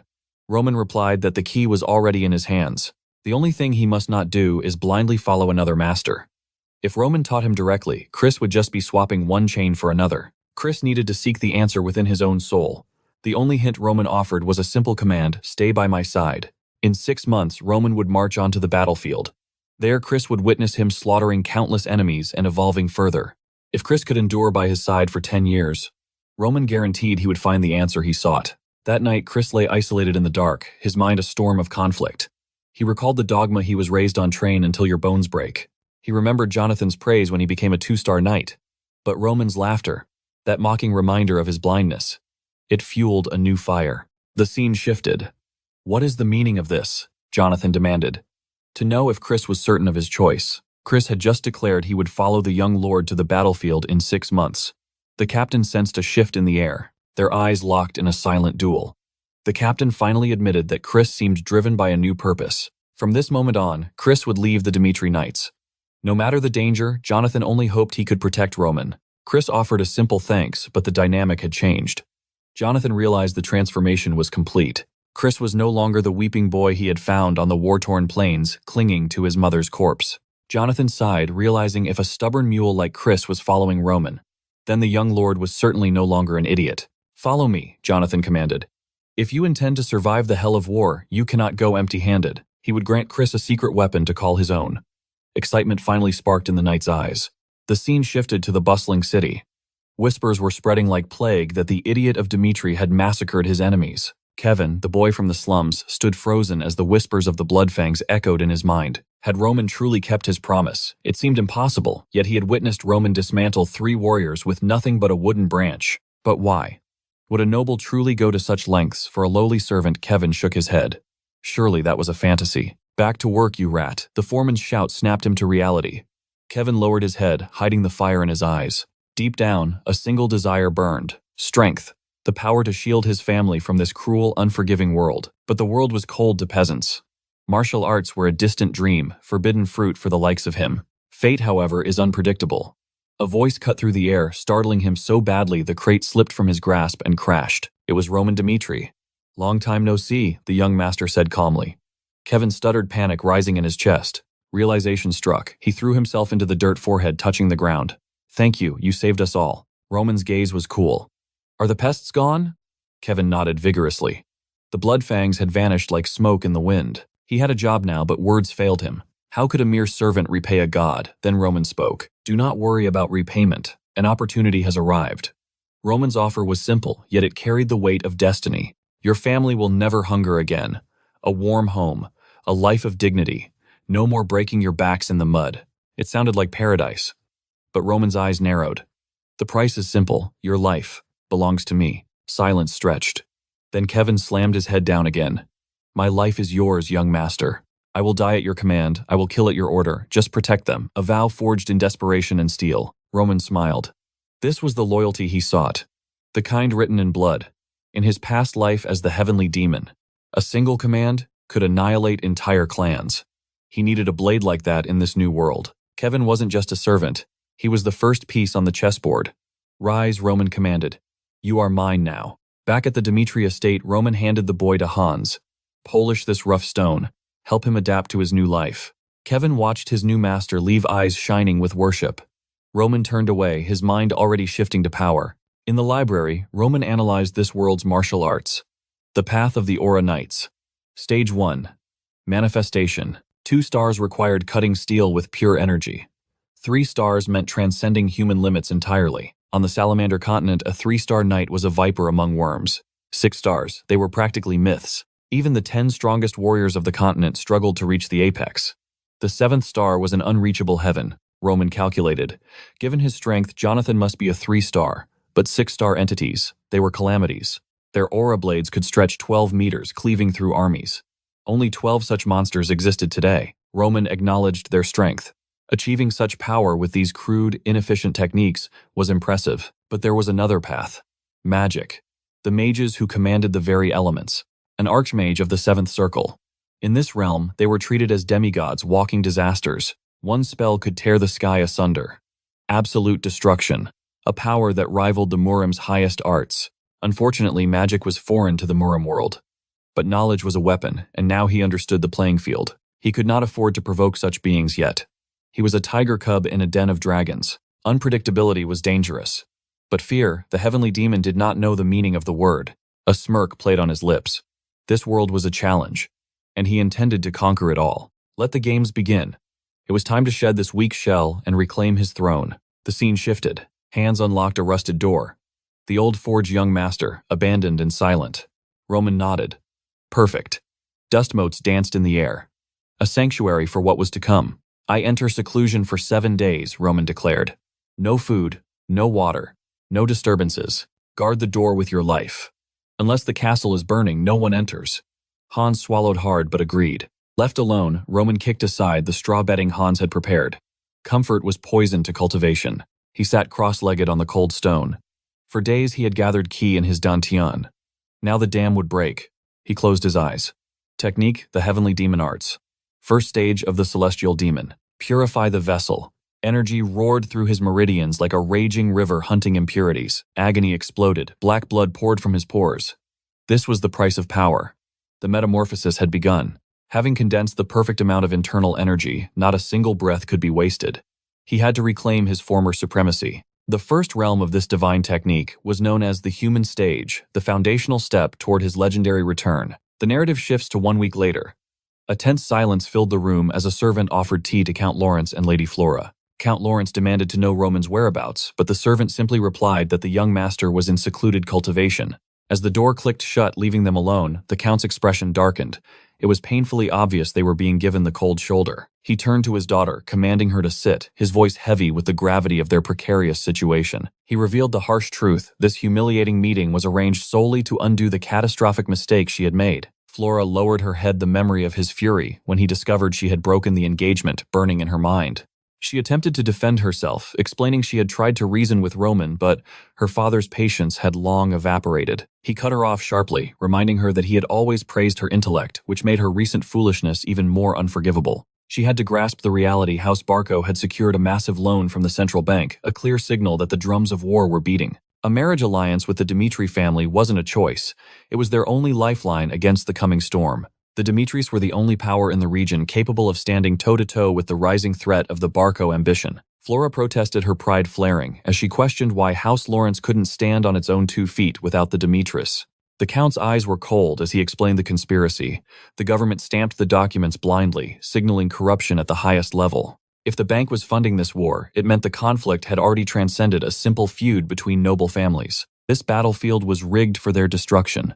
They would lose their territory, their honor, and everything they held dear. Even she, the celebrated flower of the Lawrence family, would be trampled under the boots of their enemies. In that moment, the truth crashed down on Flora. She understood the chessboard now, yet her selfish desires had nearly doomed them all. She needed to wake up from her naive dream. A flower cannot bloom when the garden is burning to ash. Meanwhile, Hans paced anxiously outside the young master's room. Flora had been waiting since dawn, and the sun was already setting. The dilemma was agonizing. It was late, but Roman's orders to not be disturbed were absolute law. Suddenly the door creaked open and Hans beamed, calling out to his master, only to be struck dumb by the transformation before him. However, back in the reception room, Count Lawrence stewed in his indignation, fully aware this treatment was punishment for Flora's error. He knew House Lawrence desperately needed this political shield, but his noble pride was screaming at the disrespect. Unable to endure it any longer, he stood up abruptly, ignoring Flora's plea, declaring he would confront Baron Dmitry himself. In the Baron's office, someone was calmly reviewing documents when Lawrence threw the door open, demanding an explanation for the delay. If the Baron was displeased, he should have just said so. Lawrence never expected the mighty Dmitry head to be so petty. Roman Dmitry simply stood there, an unreadable expression on his face, asking calmly if this meeting had ever been scheduled. The Count admitted he arrived unannounced, but argued that he had been seeking an audience with Roman for an entire week. Had they simply refused him from the start, he wouldn't be standing here now, insulted and offended by this silence. Romero's eyes narrowed as he asked why he would refuse a visit from an ally before demanding if the Count was done venting. Did he truly barge into the Lord's solar just to whine about waiting a few hours on the very day Flora came to see Roman? Roman himself had agreed to annul the marriage even though they had argued against the boy's wishes. Even though it was a stain on the Dmitry honor, Romero had remained silent, swallowing the insult like a fool for the sake of peace. It was Flora who came to end it, despite the fact that it was the Lawrence family who had begged for this union in the beginning. And now, the Count dares to storm into his office and complain about a mere waiting period. Complaining about a meeting that wasn't even on the calendar. The audacity was truly breathtaking. Romero then dropped a bombshell. He had recently received a secret missive from the Barco family. It was a tempting offer for a political marriage, one that would grant the Dmitry central government connections and a slice of Lawrence land. Yet he had rejected that lucrative offer, and he challenged Lawrence to guess the reason why. Lawrence was stunned. By all logic of power and profit, aligning with the Barcos was the superior move. Roman spoke the truth. House Dmitry possessed enough might to carve its own destiny, and his son simply fancied the Lawrence girl. That was the sole reason he stood against the Barcos. Lawrence froze, realizing his massive ego had nearly destroyed his family. The Baron acknowledged his son's reputation as a fool, admitting the pair didn't match, but the weight of his loyalty was undeniable. One absolute truth governed their reality. The weight of Rodan's name shifted the instant the Dmitry family was mentioned. It became clear that the ones who should be begging for this alliance were not the Dmitris, but the Lawrences themselves. Had he misread the situation, suddenly Flora's mind drifted back to the golden days of her time at the academy. It was a sanctuary where the heirs of prestigious bloodlines gathered to sharpen their minds and solidify their status as nobles. Yet she remembered one anomaly, a boy from the desolate north, a solitary figure from the humble Joel family. He was so silent, so invisible, that one might question if he truly existed in the same world as the others. In a place where children walked like gods born to rule, he remained a ghost until a single, trivial mistake shattered his peace. For the highborn, such an error would be a laughing matter, but for him, it led to the judgment of the disciplinary committee. On the day of his judgment, his father arrived not to defend him, but to bow his head in humiliating desperation. The man cast aside his pride, begging for his son's forgiveness, promising to discipline the boy himself. Watching from afar, Flora had felt only one emotion, pity. But now that memory felt like a cruel joke. The Viscount stood before them, claiming he had no defense, and Flora realized she never had the right to pity that boy. The Viscount admitted his daughter acted out of childish ignorance. Back then, the Joel boy was weak. Today, the Lawrences were the prey. As her father apologized for his disrespectful entrance, a harsh truth struck. Flora the weak have no choice but to kneel before the strong. Swallowing her pride, she leaned forward to offer her own apology to Romero, but fate interrupted her. The heavy doors creaked open, and a voice announced the arrival of the young master Roman Dmitry. Flora realized her lesson came too late. Roman stepped in his hair, now a stark white, an aura of darkness clinging to him. He entered the room, radiating an overwhelming pressure, and greeted his father with a newfound dignity. Everyone froze in confusion. His father, stunned, asked if his secluded training was finally complete. Roman confirmed it calmly. He had been summoned to discuss the Lawrence marriage, and since he caused this, he would respect the outcome. Roman's sharp gaze instantly dissected the situation. He understood the desperate political game being played. With the Lawrences on the brink of ruin, the immense wealth of the Dmitry family was their only shield. Romero asked if Roman still desired this union, knowing he had requested it. Roman admitted that once he thought it was enough. However, the dynamic shifted the moment they met. She had immediately spoken of annulment, judging him without a second thought. She had listened to the rumors, deciding a man like him was unworthy, letting the whispers of society dictate her choice. Her decisions were built on the words of others. But Roman sought a partner who trusted their own eyes and experiences. Regardless of how the world judged them, he refused to be with someone so easily swayed. Thus, he cast his vote to end the engagement. Silence descended upon the room like a heavy shroud. Lawrence felt his heart sink. This marriage was their final lifeline. No other noble house would touch a political marriage with a family in their precarious position. They were now forced to survive on their own fading strength. If the Dmitris allied with the vicious Barco family, it was over. They wouldn't stand a ghost of a chance. Desperate to prevent total annihilation, Lawrence bowed low. He declared the Lawrences would take full responsibility. As penance, they would exempt all Dmitry merchants from taxes in their lands. He knew it was a pittance to a family of such vast wealth, but it was the only gesture of sincerity he could offer. Romero, however, shook his head. He refused to profit from his son's broken future, or the Lawrences' misfortune. All he required was a public announcement that Flora had canceled the engagement, and in return, they would not ally with the Barcos. Lawrence thanked him profusely, relief washing over him. His greatest fear had been averted, and they hurriedly exited the room. Before leaving, he glanced back at the young man standing like a statue. If only he had seen the dragon hiding within Roman sooner, he would have been far stricter with Flora. In the end, Lawrence too had made a catastrophic miscalculation. Once they were alone, Romero turned to his son, demanding to know what happened during that week of isolation. Roman had simply purged the impurities from his body to ascend to a post-human state, a basic technique in the Murim world. But in this world overflowing with abundant mana, the purification process had triggered a miraculous reaction. The mana had accumulated in his form, reconstructing his very bones and altering his outward appearance entirely. He simply told his father that he had achieved a self-awakening, a transformation born from the mana flowing within him. Romero was thunderstruck. Such a phenomenon was the stuff of legends, something that should take decades to master. He had heard rumors of natural mana circulation, but for it to happen so suddenly was a miracle granted to only a chosen few. The masses could hardly believe their eyes. The boy was achieving one miraculous feat after another, decimating the Bloodfangs single-handedly. It defied all logic and common sense, but to Romero, the mystery didn't matter. This powerhouse was still his flesh and blood. With the weight of a patriarch, Romero vowed that no matter the storm, he would never abandon his son. The boy must remember he is Roman Dmitry, and the family stands with him. Hearing those words, a memory from a past life surfaced in the heavenly demon's mind, a flashback to his days of hellish training. His previous master had viewed him as nothing more than a pathetic tool to be sharpened. But this man, Romero, was different. There was no cruelty in his eyes. He didn't push him to the brink of death for power. For the first time, the transmigrator thought, perhaps having a father like this isn't so terrible. As he left the room, a hesitant voice called out to him. It was Flora, standing there in awkward silence, her pride completely stripped away. She stammered an apology, regretting her hasty judgment and the chaos she had brought upon their houses. But Roman simply walked past her cold as ice. "You don't need to apologize," he said, his back turned. He had never sought her approval from the start. But Flora wasn't finished. She needed him to know the truth. She understood he despised the arrangement, even though it was a political union meant to bind their families. She was the one who shattered that promise. But there was a dark secret she had to confess while she still had the chance. The real reason she broke off the engagement wasn't just personal preference. It happened at a high society gathering in the north. The moment the other nobles learned she was promised to Dmitry, the jealousy turned toxic. They began spreading vile, terrifying rumors to tarnish his name. The worst among them was the accusation that the heir of Dmitry was a slave to narcotics. The source of this slander. It came from the shadows. She knew drugs destroyed a man's reason and dignity, and the thought terrified her. She wanted him to know she didn't possess proof, but the rumors were too loud to ignore. Roman, however, cut her off with a sharp gesture. "Whatever happened in the past is irrelevant," he declared. It changed nothing between them. The tie was severed, and she no longer needed to concern herself with him. He walked away, leaving Flora standing alone in the hallway, abandoned, and realizing she had discarded a diamond for a stone. Later that night, Roman summoned Hans. The mention of drugs intrigued him. He found it strange his current vessel felt no withdrawal symptoms, though the body metamorphosis had purged many impurities. The black tar expelled during his cultivation might have been the toxins. He stared at Hans intensely. Did the original Roman ever indulge in such poisons? The servant froze panic in his eyes, unsure if honesty would bring punishment.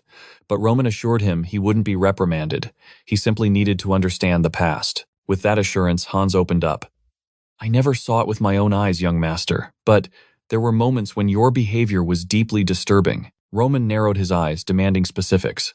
"When was this?" Hans explained that the turning point was exactly 15 days ago. It was after Roman returned from a specific social gathering. Before he left, he was normal, but the moment he came back, something in him had shattered. He seemed to be in a strange, dissociative state. From that day on, the young master lost his will to live, locking himself in darkness. Not to mention every single night he demanded excessive amounts of alcohol to numb his senses. That was why Hans suspected drug abuse.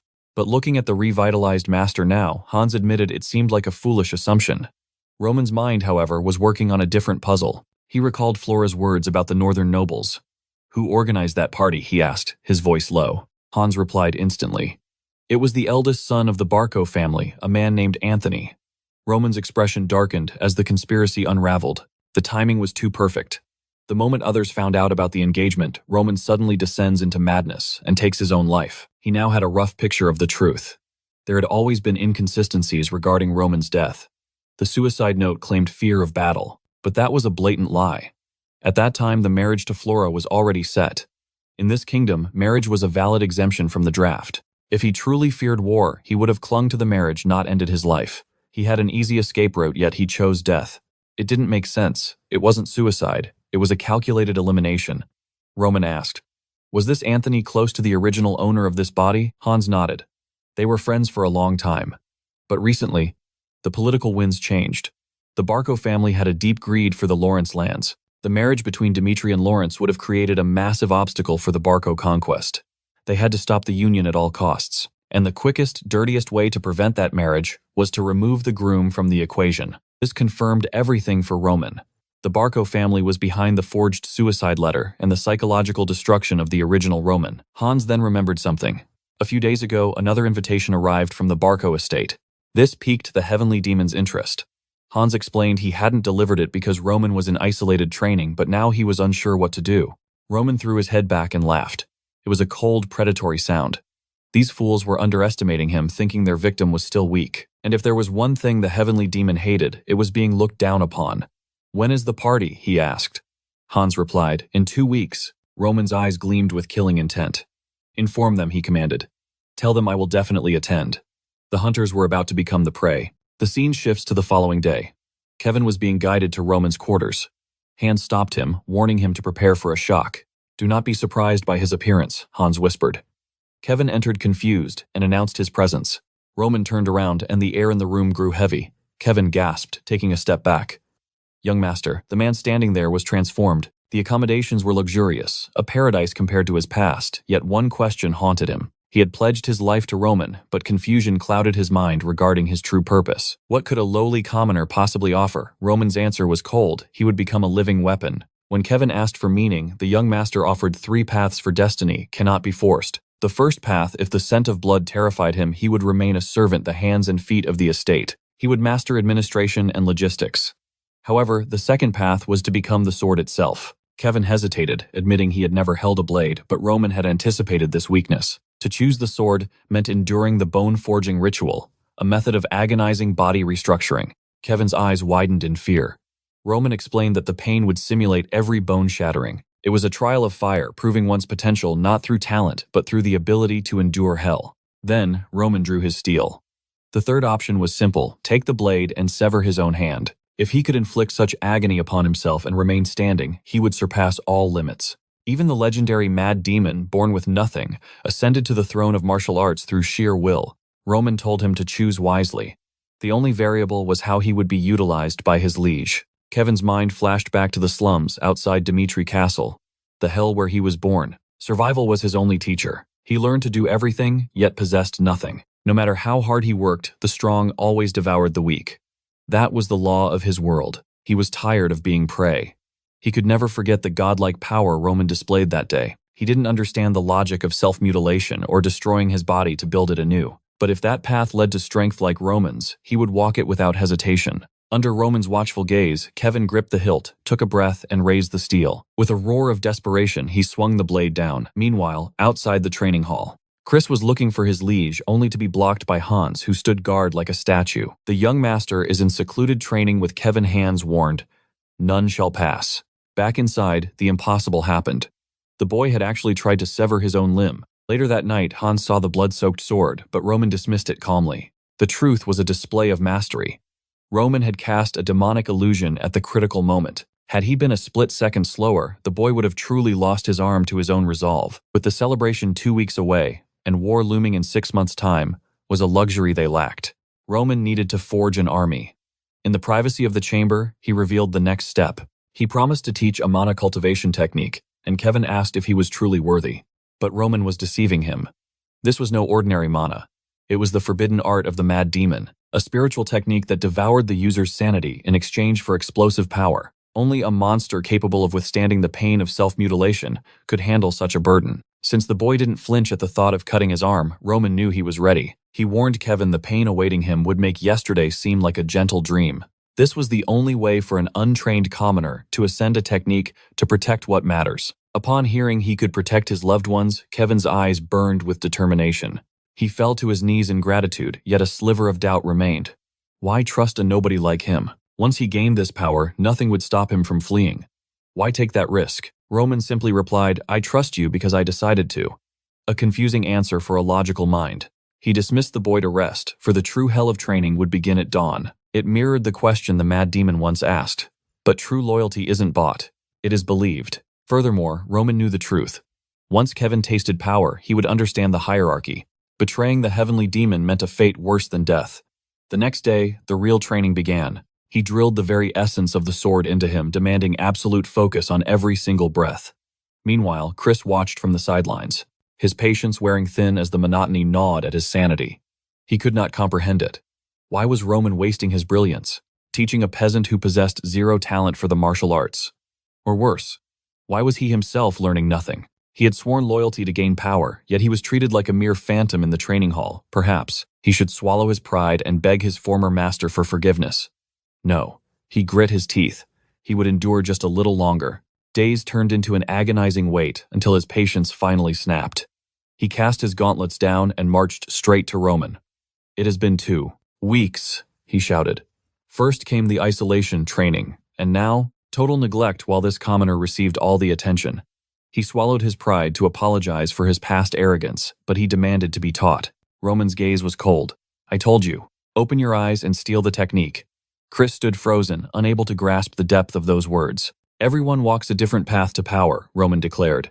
The boy is a blank canvas needing structure. He requires the foundation.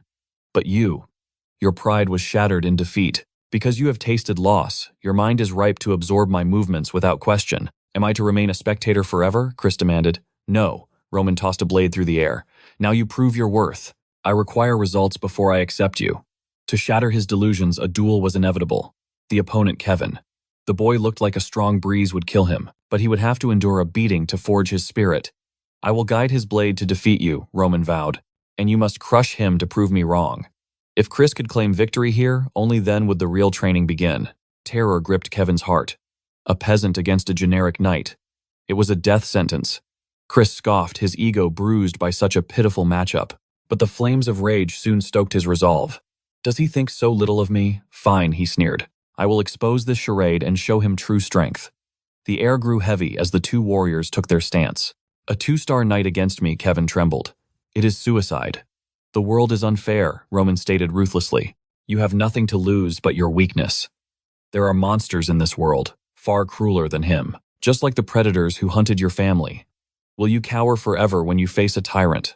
Or will you bite back? Those words ignited a fire in Kevin's soul. I will fight.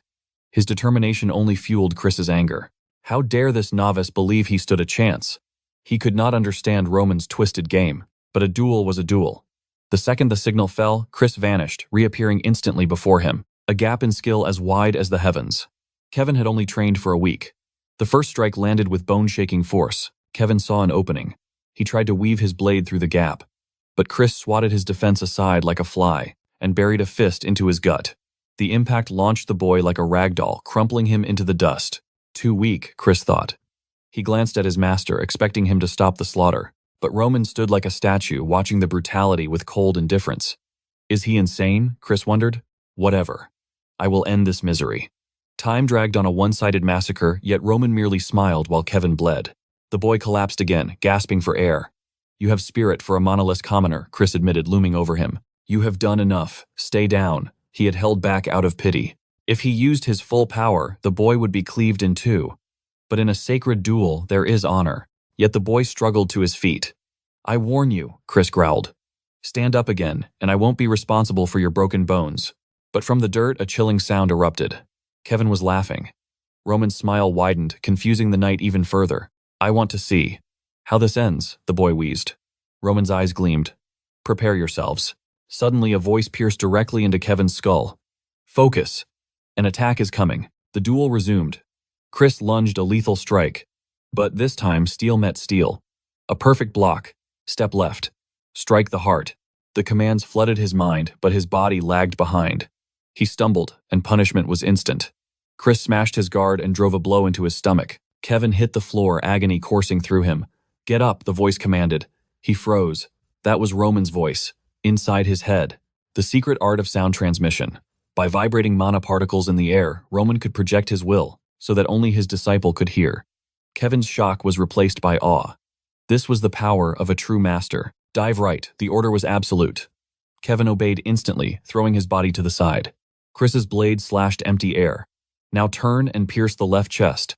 Kevin moved to strike, but the knight was too fast. A heavy blow slammed squarely into his ribs. Kevin instantly realized his fatal weakness was raw speed. Suddenly, the master's voice pierced his mind, blocked the overhead. He snapped to attention, barely evading a crushing strike to his stomach. Escape to the right, the voice commanded. But his body lagged behind, and once again a fist connected brutally with his face. The boy was being battered, yet even amidst the pummeling, Chris couldn't help but admire his tenacity. The kid simply refused to stay down. Roman watched calmly, knowing the boy stood no chance physically. His reflexes couldn't keep pace with the divine commands. However, for Roman, this spectacle was fascinating. Kevin was smiling through the pain, believing his lord was truly omnipotent. Even against a 2-star knight, Kevin believed Roman's orders were the absolute path to victory. Kevin knew the only failure here was his own weak body. If he could just synchronize with the instructions, he would be dominating this fight. A realization struck him. The one truly being manipulated in this duel was Chris. Another command echoed, and this time Kevin dodged perfectly. Advance counterattack now, Roman ordered. Chris barely managed to twist away from the strike, cold sweat forming on his brow. Chris retaliated with a desperate punch to the face, but he began to realize with horror that he could no longer knock the boy out. He was landing only shallow, weak blows. Kevin's eyes burned with clarity. This esteemed genius knight was frail compared to the monster named Roman. This was the absolute power Kevin desired to serve for eternity. Even if Roman's orders defied all logic, he would follow them into hell blindly. For someone like him, to become a true sword for his master, there was only one path: he had to transcend his limits through sheer unyielding willpower. Time dragged on. Kevin remained standing, battered but unbroken. Chris issued his 10th and final warning. If you continue, I won't be responsible for the damage to your body. Yet Kevin simply smiled, and the cycle repeated itself. Kevin declared he would see this through to the bitter end. That arrogance finally snapped Chris's patience. You insignificant insect. If the boy wanted pain, Chris would deliver a nightmare. He decided to leave. The brat with a permanently crippled arm, a scar to regret forever. But Roman's voice cut through the air. Step forward. Stop halfway. The strike needed full commitment. Chris realized too late that he had been baited into a terrible position. He desperately tried to shift his weight. He couldn't believe this novice had the audacity to step into the kill zone. Calm down, Roman whispered to the air. It's not over. Kevin turned, obeying blindly, marching forward once more. Chris roared in anger at the clumsy open attack. But as he moved to finish it, his heart skipped a beat.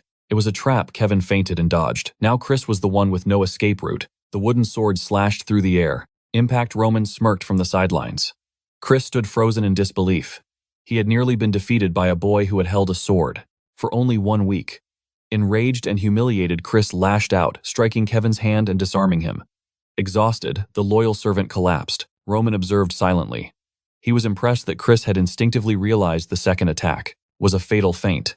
Chris thought the boy was a suicidal maniac, but Roman approached the panting knight. Indeed, Roman said, "You have won. If you wish, I will personally instruct you starting tomorrow. But the choice is yours." Later, Chris lay completely drained. Why had he accepted such a meaningless duel? He gained nothing yet, nearly lost everything. That final trap. It mirrored the move Roman used in their first duel. A chill ran down his spine. If he hadn't experienced Roman's power before, he would have lost to a manaless commoner today. Fate was laughing at him. Yet through that humiliation, a warrior's spirit matured. The next morning, Roman asked for his decision. Chris shook his head. "I require no lessons. I will grow stronger simply by standing at your side." That duel had opened his eyes. Kevin's movements were tactically perfect for every split second of the battle. He thought the boy was fighting on instinct, but he was wrong. Just by trying to decipher the logic behind Kevin's movements, Chris felt his understanding of the sword deepening. He didn't know what kind of monster Roman was, but he was on a level even Captain Jonathan couldn't touch. Until the day he could surpass Roman, he would observe every breath, every step. While the servant boy smiled innocently, Chris stared at him with pure, competitive rivalry. Roman simply nodded. Then today's training begins. Days turned into weeks, and the date for the Barco social gathering approached. A week prior, whispers filled the art gallery. Did you hear the news? Roman Dmitry canceled his engagement with the Lawrence daughter. A noble scoffed. Apparently it was Flora's fault, but truly her father probably felt pity seeing her married to that Dmitry idiot. A woman gasped. That's madness, especially with the war against the Barco family looming. Her companion sneered. It just proves the rumors. The eldest son of Dmitry is even more trash than we imagined. Little did they know. Dark rumors swirled in the shadows. They whispered that his victory over the Bloodfangs was nothing but a farce, a desperate lie to mask a failed marriage. It was all just to save face and escape humiliation. Meanwhile, a snake in the grass was laughing himself to death, mocking how effortlessly he could pull the strings. He turned to his butler, eyes gleaming with malice, confirming the target would attend the banquet. Is the boy coming to his own execution? It was Antonio Barco. He grinned like a predator, declaring that every piece was falling into place. He could hardly wait for the destruction to come. On the day of the grand gathering, Roman eyed the extravagant attire with skepticism. Must I truly wear such feathers? But Hans was adamant. My lord, this is your debut after severing the engagement. You must look absolutely magnificent. Hans launched into a passionate speech. He praised the fabric's luxury, though he secretly feared his master would reject it even after he had poured his soul into the preparation. Roman offered a faint, warm smile. Seeing the servant's devotion, he decided to honor that hard work. Very well. If you insisted so much, I shall wear it. Outside, Chris grew impatient by the carriage. He is taking forever. Just then, a figure came sprinting out, breathless and frantic. It was Kevin. The poor boy looked like a child playing soldier, apologizing profusely. He had no idea how to properly don his armor. Kevin stammered that nothing fit his small frame. Chris sighed, trying to reconcile this clumsy child with the warrior who nearly bested him. The sting of that near defeat still lingered. He had only lost because Roman intervened, yet seeing the boy so helpless now was jarring. Chris straightened up, his voice stern. Listen well. We are not just escorts. We are the iron will of the Dmitry family. Our conduct reflects upon the Lord himself. Do not bring shame to the name we bear. The weight of duty settled on Kevin's shoulders. I will carve it into my heart, Sir Knight. Hearing that title, Chris couldn't suppress a grin. The boy was learning respect after all. The scene shifted to the Grand Castle Hall. The air was thick with the perfume of high society and the poison of gossip. A noble swirled his wine, sneering. Is the rumor true? Does the fool really dare to show his face here? It is almost comical, especially after he foolishly ended the marriage himself. Does he not know the Barcos are hunting the Lawrences like prey? A lady laughed behind her fan. That is why he is the laughingstock of the realm. The Dmitry family stands on a precipice all because of his incompetence. Perhaps he comes to beg for scraps, another scoffed. He is likely here to desperately clean up his own mess. The blonde noblewoman asked curiously, What sort of man is this, Roman Dmitry? Her companion smirked with disdain. A disaster. Short, weak, and utterly unimpressive. Honestly, any woman would flee a marriage with such a loser. Suddenly, a sharp cough cut through the chatter. The royal butler stepped forward to the center of the room. His voice boomed. Announcing the arrival of the eldest son of House Dmitry, the doors swung open. Silence fell. He stepped in, radiating a majestic aura, his platinum hair shimmering like spun moonlight. No one could recognize him. Gasps filled the room. The ladies flushed crimson. Was this truly the same man? It defied logic. He stood tall like a warrior god. The blonde noblewoman, stunned by his beauty, recovered first. She glided toward him, eager to claim his attention. An honor to meet you, she curtsied gracefully. I am Sophia of House Gristle. You likely do not know us. We are but a humble family. My father has merely dedicated his humble life to serving the kingdom of Cairo. Roman's eyes flashed with recognition. I am well aware of your lineage, he replied smoothly, leaving her stunned. How could I not know a family with centuries of loyal service? Days prior, Hans had handed him a massive tome of genealogy. At the time, the servant had been confused by Roman's sudden interest. Roman had explained simply, it is basic courtesy to know one's guests. But in truth, he was memorizing the legacy of every soul in that hall. To survive in this snake pit, he needed information. He needed to understand where they came from, to manipulate where they would go. He was the Dmitry idiot no longer. He had studied until his eyes burned. He turned back to Sophia. Your family is legendary. I know you are famous for your fine timber. And I hear your brother recently awakened his mana sensitivity. A remarkable feat. Please convey my sincere congratulations. The crowd watched in paralyzed shock. Who was this charismatic diplomat? Just then, a rugged man stepped forward. Magmate of the Vault family, he introduced himself, testing the waters. The pleasure is mine, Roman nodded with gravitas. Viscount Vault's recent military triumphs are the talk of the North. The young heir bowed, genuinely moved. I am grateful you recognize our blood and sweat, Lord Roman. A noblewoman with hair like rose petals approached next. You have changed, my lord. Roman smiled charmingly, and Lady Eris remains as radiant as the dawn. The dam broke. Nobles flocked to him, eager for a word with the transformed heir. One admitted sheepishly, I misjudged you. I thought you were merely a drunkard. Roman laughed softly. I did consider a drink, he quipped with a sharp glint in his eye. But if that is the case tonight, I require a clear head. Suddenly, a servant whispered in his ear. The young master requests your presence in the back room. Roman's expression hardened. Finally. The puppet master pulling the strings was ready to show himself. Outside the hall was surrounded by armed knights. As the Dmitry soldiers arrived, Kevin gazed at the glittering social gathering, asking what the fuss was about. Chris, ever the professional, warned him to lose interest, as he would never belong in such a world, ordering him to secure his helmet. But the vultures were already circling, a knight watching from the shadows. A man with green hair sneered that this was the pathetic Dmitry escort. Kevin was innocently adjusting his gear when the stranger burst out, laughing, bellowing that it must be a joke. He knew the eldest Dmitry son was trash, but he never imagined he would bring a child who couldn't even grip a sword. Chris signaled Kevin to maintain discipline, but the disrespect escalated. One of them scoffed, asking if this garbage was truly the level of the Dmitry family. The scene shifts to Roman's memories, a flashback to a time long ago at one of these lavish banquets. It was the moment he saw her, Flora. That was when Anthony slithered up beside him, asking who had captured his attention. Roman, mesmerized, asked about the blonde beauty. His friend replied that she was Flora, the legendary flower of the Lawrence family. Naturally, the foolish boy fell in love instantly. Back in the present, our awakened Roman enters the VIP room, where Anthony asks how much he has changed since their last meeting. Roman's eyes scanned the room, analyzing every detail. Anthony admitted he knew Roman had changed, but the transformation was beyond his imagination. He gestured for him to sit. Roman immediately noticed the subtle traces of others having been there. The fact that Anthony cleared the room the moment Roman arrived meant he had a dark secret to share. Playing along to make the snake comfortable, Roman claimed he wasn't sure either, saying he spent a fortune to reinvent himself to the point where even he lost track of his own identity. But regardless, he was good to see an old friend. Anthony studied him, noting that this change could be seen positively. However, he didn't know what Roman was thinking back then. Roman asked which specific time he referred to. Anthony brought up the scandalous incident where Roman was caught in bed with his cousin despite being promised to the Lawrence daughter.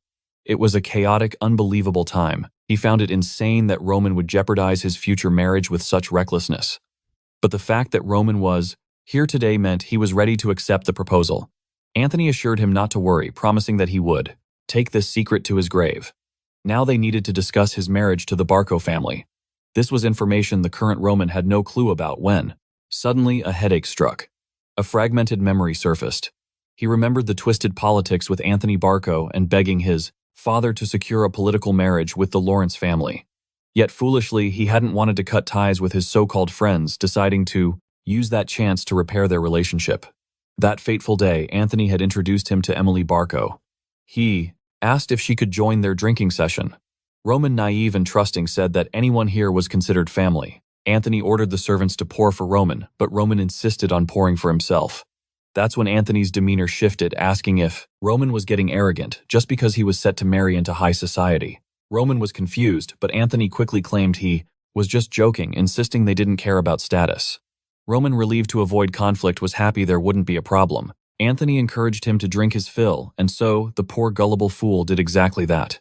What followed was a tragedy you already know. The boy woke up the next day in a strange bed, disoriented and lost, when suddenly the door was kicked open. Anthony burst in, feigning fury, screaming about what Roman had done. Roman was clueless, his memory a complete blank from the blackout. Sometime later, Anthony coldly stated he didn't care who Roman slept with usually, but this time he had defiled Miss Barco. He couldn't let such an insult slide. He gave the terrified boy a choice: end the Lawrence marriage unilaterally, or be forced to marry a direct descendant of the Barco family to save face and improve relations. Even though Anthony acted furious, he claimed he would forgive him for the sake of friendship. However, he demanded an immediate answer. Back in the present, the awakened Roman understood everything. If the events of that day were exposed, the honor of the Dmitry clan would be shattered. The old Roman lacked the spine to face his father and confront the patriarch's wrath. On the other hand, he couldn't bear to break the engagement because he truly loved Flora. Since the scandal had been a trap set for him, it would disgrace the princess he adored.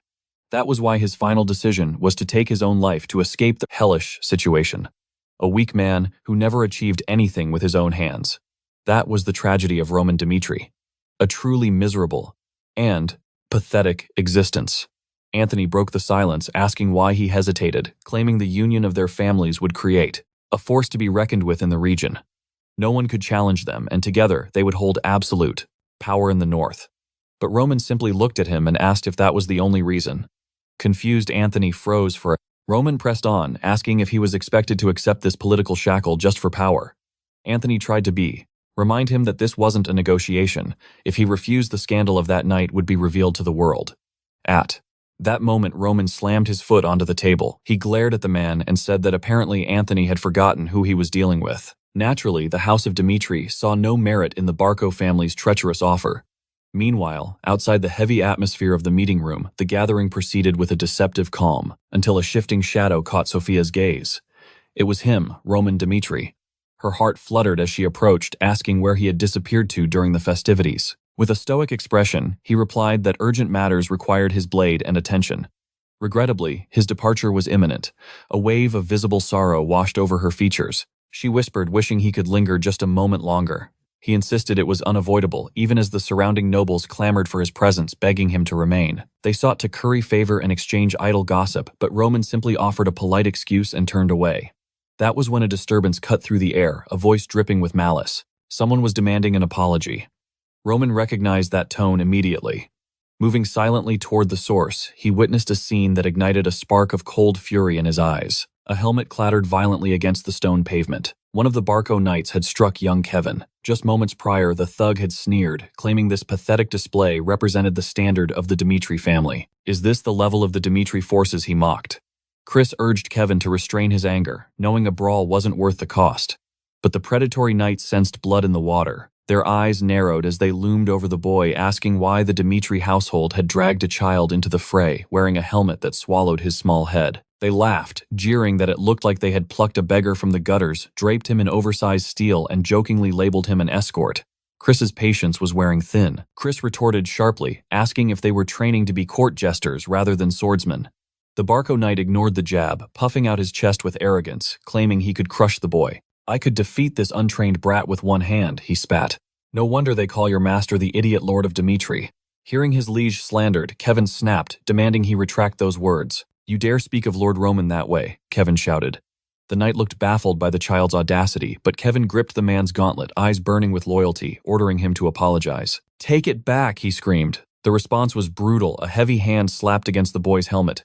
The poor kid didn't even have time to flinch. Chris's hand twitched toward his hilt. He yearned to draw his blade and sever the man's arm, but he froze. These were the Barco knights. Striking them here would ignite a diplomatic war between the two noble houses. It wouldn't just be a headache for the young master, it would doom everyone present. Meanwhile, from the dust, Kevin struggled to rise, his spirit unbroken. He proclaimed he was a knight of Roman Dmitry, and that he would rather die than become a knight if it meant turning into a thug like them. The Barco knight chuckled darkly, stepping forward. Let's see how far that pride takes you when you're broken, he sneered. But suddenly, an iron grip seized his wrist. The air turned heavy. Everyone froze in shock. It was Roman Dmitry, his voice terrifyingly calm as he asked, "What is the meaning of this?" He merely glanced at the offender. The moment the knight opened his mouth to invoke his family name, a thunderous slap echoed through the courtyard. He stood there, completely bewildered, his mind unable to process the violence. It wasn't just the pain, it was the speed. He couldn't even react. He tried to protest, but crack. Another slap struck him before the first syllable left his lips. Again, he failed to see the hand moving. It was becoming a dark comedy. He tried to speak a third time, smack. A strike to the ear sent his equilibrium spinning. The arrogant knight was now shrinking in fear, his knees buckling as he prepared to kiss the dirt. Terror began to take root in his soul. He was traumatized, unable to predict the next blow. But Roman simply looked down with cold eyes and commanded, "Lift your head." Meanwhile, back in the meeting room, Anthony Barco sat in stunned silence. He couldn't comprehend what had just transpired during the negotiation. He had warned Roman that rejecting the proposal was a fatal error. He had explicitly stated that refusing the Barco alliance would be an irreversible mistake. But Roman had merely scoffed, replying that his reputation was already in tatters. One or two more bad rumors won't change a thing, Roman had said before turning the tables and warning Anthony to watch his own behavior. Roman clarified that he canceled the marriage by his own will, not because of their petty threats. Since the Dmitry family had severed ties with the Lawrences, Anthony's goal was technically achieved. However, Roman left a lingering threat at any moment he could choose to aid the Lawrences again, effectively becoming a thorn in the Barco family's side. That interference would ruin the Barco plans. Roman suggested he might do it just to spite them for their insolence. Roman had done his homework. He knew the Barco family held influence with the central government, a connection not to be taken lightly. But that was their only card. If one were to weigh true wealth, military might, and raw power, the Dmitry family remained the undisputed rulers of the North. They were the apex predators here. Roman had stared him down, asking, "So what will you do?" Fear had crept into Anthony's heart as he asked if the alliance with Lawrence was truly over. Roman confirmed he was correct. Relieved, Anthony mumbled that it would be best to forget the conflict. But internally, his mind was racing. He couldn't understand it. Why had this boy changed so drastically? The aura he radiated, the way he spoke, the cold intelligence in his eyes, it was a complete transformation. He was no longer the trash of the Dmitry family. Anthony was desperate to know what hellish trial had forged this boy into a monster. Just then, a servant frantically called for Anthony. He tried to dismiss them, but the messenger insisted, trembling with urgency. "Sir, there is a problem with the knights." Outside, the atmosphere was suffocating. Onlookers watched in terrified silence. The once proud Barco knight was groveling at Roman's feet, face swollen, begging for forgiveness, promising he would never transgress again. Kevin, the victim, stepped forward softly, suggesting the man had suffered enough. Chris agreed, whispering that they needed to consider the diplomatic fallout. However, Roman's voice cut through the air like a blade. "I am the one who decides when the punishment is sufficient. Even if he dies here, that is simply the price for his insolence." At that precise moment, Anthony burst onto the scene, demanding to know the meaning of this brutality. He warned that even if Roman was the eldest son, such barbaric behavior would not be tolerated. He hissed that Roman better start apologizing immediately. Roman tilted his head, eyes cold. Apologize? Why? This man insulted my honor and laid violent hands on a member of the Dmitry family. He stepped closer to the Barco heir, his presence overwhelming. Tell me, Anthony, do you truly believe I am in the wrong? Regardless of his status, he had crossed a line that could not be uncrossed. Roman's voice was cold as ice, reminding him that if he continued down this path, their relationship would be utterly destroyed. It was best for Anthony to learn some self-control, for Roman was not a man known for his patience. He demanded to know Anthony's next move right now. Anthony froze the weight of Roman's threat to ally with the Lawrence family crushing him. As much as he loathed it, he had no other choice. Swallowing his pride, he admitted that Roman was right. But Roman wasn't finished yet. He demanded blood for the insult, forcing Anthony to discipline the very soldier who had spoken out of turn. Although the conflict seemed resolved, the tension remained. Anthony approached his subordinate, raised a trembling hand, and told the man to brace himself. The sound of the strike echoed in the silence. The old Roman was a laughingstock, a stain on the greatest power of the North. But as he signaled Chris and Kevin to depart, the crowd trembled. They realized the fool they had mocked was dead and buried. A new predator had taken his place. On the carriage ride back, a heavy silence hung in the air. Kevin bowed his head, apologizing for the insults the young master endured, while Chris clenched his fists, ashamed of his own powerlessness against the disrespect towards the Dmitry name. Roman remained silent for a long moment before speaking. He acknowledged their restraint, noting that a moment of patience had prevented a catastrophe. Until he arrived, enduring was the right choice. Rash actions in that moment would have only led to a worst-case scenario. However, mere survival was not the answer he sought. He declared that no one in the entire North should ever have the courage to lay a finger on the Dmitry family. He ordered them to etch the faces of those men into their memories and never forgive them. Roman Dmitry accepts no one standing above him. The only ones allowed to follow him are those who can rise above everyone else. They would have to evolve if they wanted to survive in his world. Back at the Dmitry mansion, the strategy meeting began. Hans presented a dossier on the Barco family, noting that lately their movements had been suspicious. Roman recalled the history of the Barcos. They had appeared in the North over 100 years ago, insignificant, until a family member infiltrated the central government. Roman noted that their actual military strength was far weaker than he expected. Hans agreed, finding it strange that a family with such high political status had such a fragile foundation. Roman explained that this contradiction proved the terrifying power of the central government. The Salamander continent holds 6 kingdoms, and Cairo is the smallest and weakest among them. Surrounded by enemies on all sides, they have suffered endless invasions throughout history. To survive the wolves at their borders, they were forced to bow to the Flosses, central government. Their authority and recruitment laws are absolute. If a noble family dares to reject the call, troops are immediately dispatched to annihilate them. When a kingdom falls, the spoils are divided among the conquerors. Roman believed this system was the source of the Barco family's arrogance. Hans confirmed that it was the only logical explanation. It also explained how they secured a massive loan from the bank. With that war chest, they had likely purchased the services of mercenary companies. All signs pointed to the infamous Burge Mercenary Company, specialists in territorial disputes. Hans grimly predicted that at this pace, the attack on the Lawrence family would begin in half a month. Roman realized the timeline was tight. There was no room for error. Hans added that once the Barcos attacked, the Lawrence family would be wiped out in a month at most. Roman contemplated his next move. He had told the Barcos he would stay neutral, but he could not live as Roman Dmitry if he let a threat go unpunished. No matter what schemes the Barcos hatched, they lacked the power to crush the Dmitry family. Defeating them with the full might of his family would be child's play.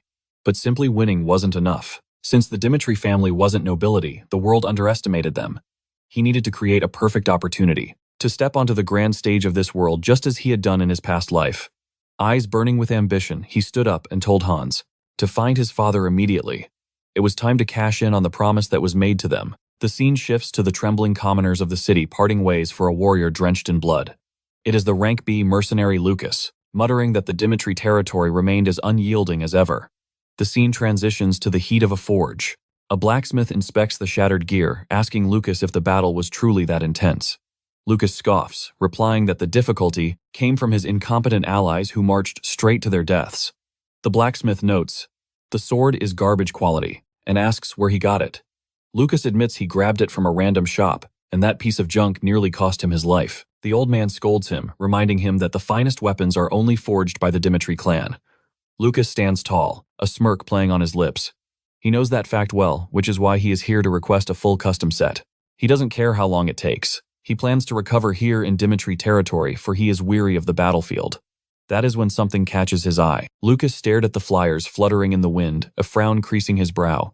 A crowd this size was unnatural. It usually meant one of two things: the outbreak of a catastrophic war, or the opportunity for a fortune. He shoved his way to the notice board. The requirements were simple: a healthy body and a burning desire for power. But it was the reward that caught his eye. 8 silver coins a month. For a family of 5, 5 coins meant survival. This wasn't just a wage, it was a king's ransom. Yet the fine print held a deadly condition. Loyalty was owed not to the Dmitry family, but to Roman Dmitry alone. Only those prepared to die for him need apply. An old man beside him scoffed. "Don't even bother, kid. Hundreds have already thrown their names in the hat." Lucas let out an arrogant cackle. "I am a rank B mercenary. My sword arm costs 50 silver coins just to unsheath." But then the reality sank in. He grabbed the old man's shoulder.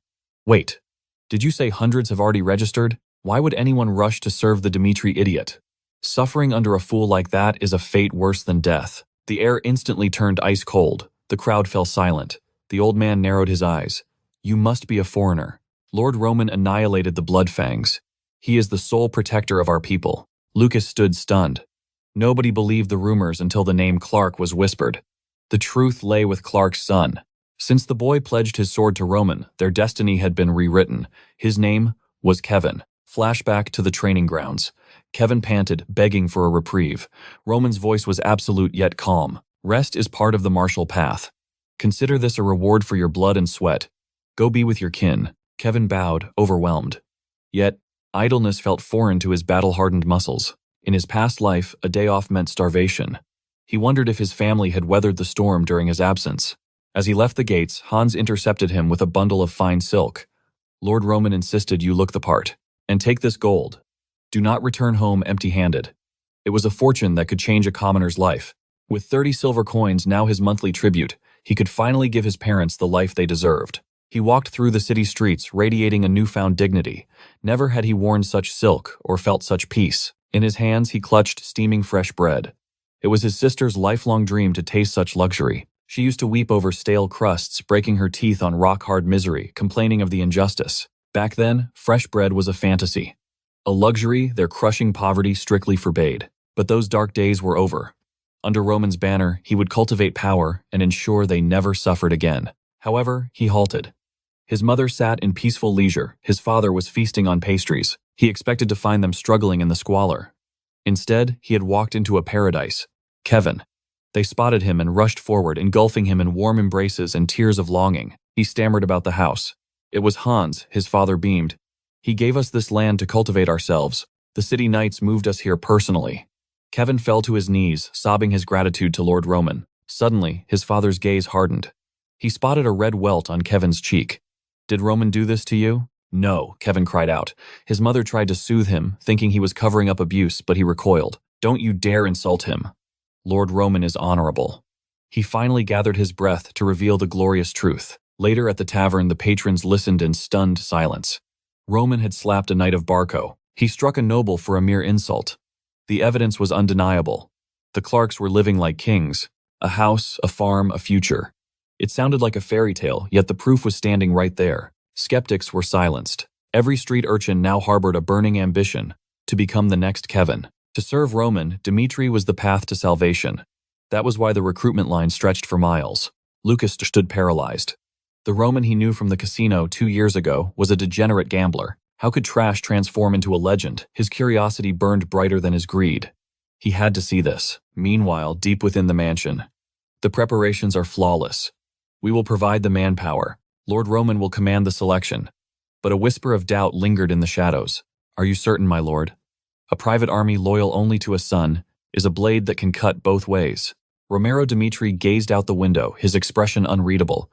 "When I heard he was attending the banquet, instead of plotting in the shadows or bowing to the Barco family to secure his inheritance, the young master chose violence. He crushed Anthony and annihilated his knights, fully aware that his defiance might push his brother into the enemy's arms. It was a reckless gambit that could cost him the succession, but Romero finally saw the truth. His son was no longer a puppet. Ever since the slaughter of the Bloodfangs, Roman lived by his own code. His father asked, "What is your ambition?" Jonathan smiled, his loyalty absolute. Romero pressed on. "Do we have at least 50 men? Any less is merely a gang." But the butler's reply shook him. "Not 50, my lord. Over 500 warriors have answered the call." The patriarch was baffled, but the winds of change were already blowing. The scene shifts to the proving grounds. Tension hung thick in the air. Chris emerged from the shadows, bowing low to report. "My liege, the stage is set."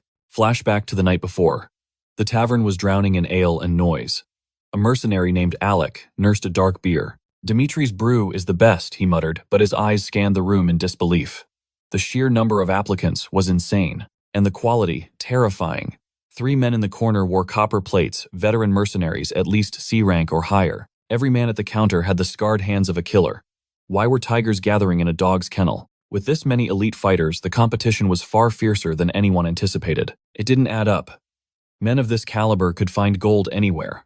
Why flock to a remote territory for a soldier's wage? Alec's confusion deepened until he overheard a conversation that chilled his blood. "You're from Lawrence, aren't you?" "I was," the man replied, gripping his tankard. "But I renounced my home after I saw Roman Dmitry destroy the Bloodfangs. People call it a tall tale, but I was there," he whispered, eyes wide with the memory. "I stood in the square that day. He appeared like a demon, bathed in crimson, dragging the bandit warlord by his hair like a sack of trash. He didn't send an army. He came himself. He slaughtered them all, just because they dared to touch his people. The image was burned into his soul. Critics called it a lie, claiming the young master was weak trash. But I saw the truth," the man declared. "He is not an idiot. He is a king who bleeds for his subjects. That is why I am here. To gain citizenship. To serve a lord who actually possesses a spine." Lucas listened, struck by the man's conviction. To dedicate one's life to a leader, perhaps the rumors weren't exaggerated. Back in the present, the atmosphere crackled with anticipation. Hundreds of warriors stood ready. Lucas remained conflicted.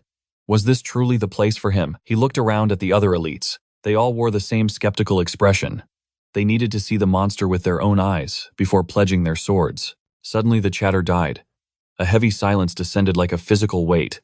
Someone was coming. The armored boy walked past, and a wave of pressure forced everyone to bow. No order was given. Their bodies reacted on instinct. The rumors were true. His mere presence commanded submission. Roman ascended the platform. "Raise your heads," he commanded. "I need 30 soldiers. Just 30. His voice boomed across the field. "Know this, I have no intention of rotting in this small territory. I will wage war. I will conquer. I will expand until the continent trembles. Death will be your constant companion. If your resolve wavers, leave now. But for those who follow me into the abyss, when your head flies from your shoulders on the battlefield, do not resent me. Instead, regret only one thing. Regret that you will not be alive to see me reign supreme over this world."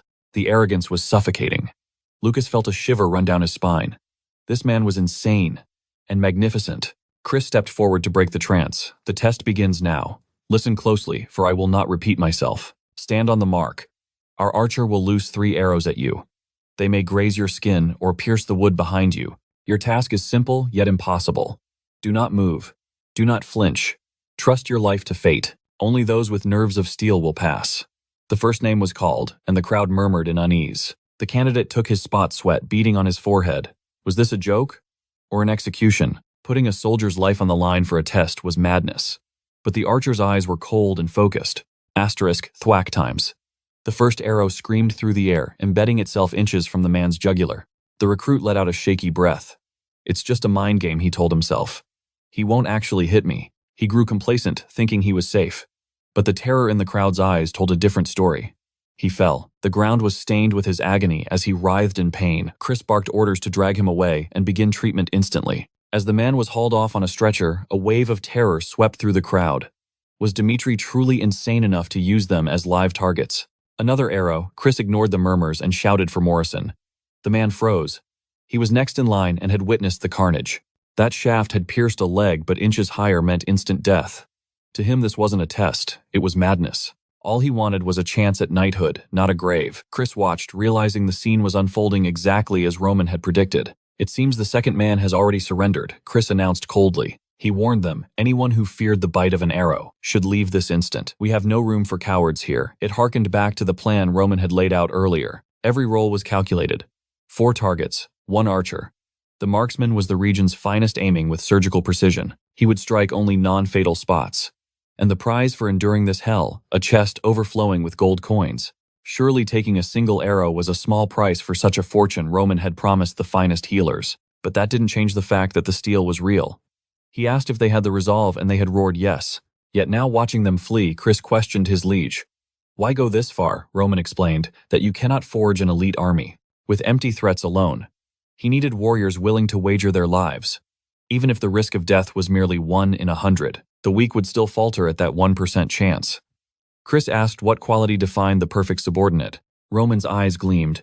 I seek an unbreakable psyche, a soul that refuses to shatter. I need those born with the heart of a beast. Chris was perplexed. Was mentality truly more vital than experience? Roman declared that a man with such a spirit would evolve beyond all limits regardless of his origins. Only those who could conquer their own instincts would walk by his side, but on the field, chaos reigned. Everyone wondered what kind of sadistic trial this was. Applicants fled in droves, refusing to become target practice for the sake of Dmitry. This isn't worth dying for. Chris noted that over 100 had already turned their backs.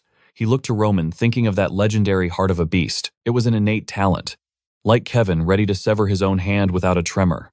Or Chris himself, who swallowed his pride and endured public humiliation just to grasp the essence of strength. That is the spirit of a true predator. No matter how gifted a physique one is born with, they cannot defeat a monster of sheer will. That was the diamond in the rough Roman sought today. With a nod, he commanded the bloody trial to proceed. The next participant stepped up, breath coming in ragged gasps. Lucas recognized him from the tavern, Henderson. He had sworn not to give up, yet his body betrayed him. He trembled violently, terrified to the bone, but this was his only path. There was no way he would quit without facing the fire times, whiz times. The first arrow hissed past his ear, grazing death itself. He stared at the fletching. He could have died. But the archer was already knocking the next shaft. Asterisk, thwack, times. The second arrow slammed right next to his arm. If he fled now, the pain would be meaningless. But the final shot was coming. There was still time to run. He opened his mouth to scream to yield, but fear choked the words in his throat. Asterisk. Thud times. The arrow struck his leg before he could quit. Chris shouted, Henderson passes. Lucas realized the man had frozen in fear. But fate favored him. The arrow fired before his resolve broke. And so the gauntlet continued. Of 500 souls, only 120 possessed the courage to endure all 3 volleys. Roman studied the survivors intently. Some shook like leaves in a storm. Others stood like statues. To Roman, the difference was negligible. They were equals, for they all possessed the courage to suppress their primal fears. Now the real hunt began. He sought the hidden gems who would look upon him not with terror but with reverence. Roman congratulated the survivors. However, he warned, I will accept only 30 of you. To join him was to walk the bloody path of the predator. The cryptic words hung in the air, leaving Lucas bewildered. What did he mean by predator? Roman announced the second trial. Simple combat. Racks of weapons lay waiting blades of every shape and size. Form does not matter. Choose your steel and prove your worth against me in a duel. Lucas's jaw dropped. Did he plan to fight 120 men? Roman smirked. You need only survive 1 minute. Those who endured against his blade would receive rewards beyond their wildest dreams. A hulking bald warrior stepped forward. I shall take the first bout. His scars told the story of 1,000 battlefields. But could he weather the storm of a master? They stood eye to eye, the air crackling with tension. Your name, Roman demanded. Vulcan, the giant grunted. Roman glanced at the blade. Vulcan scoffed.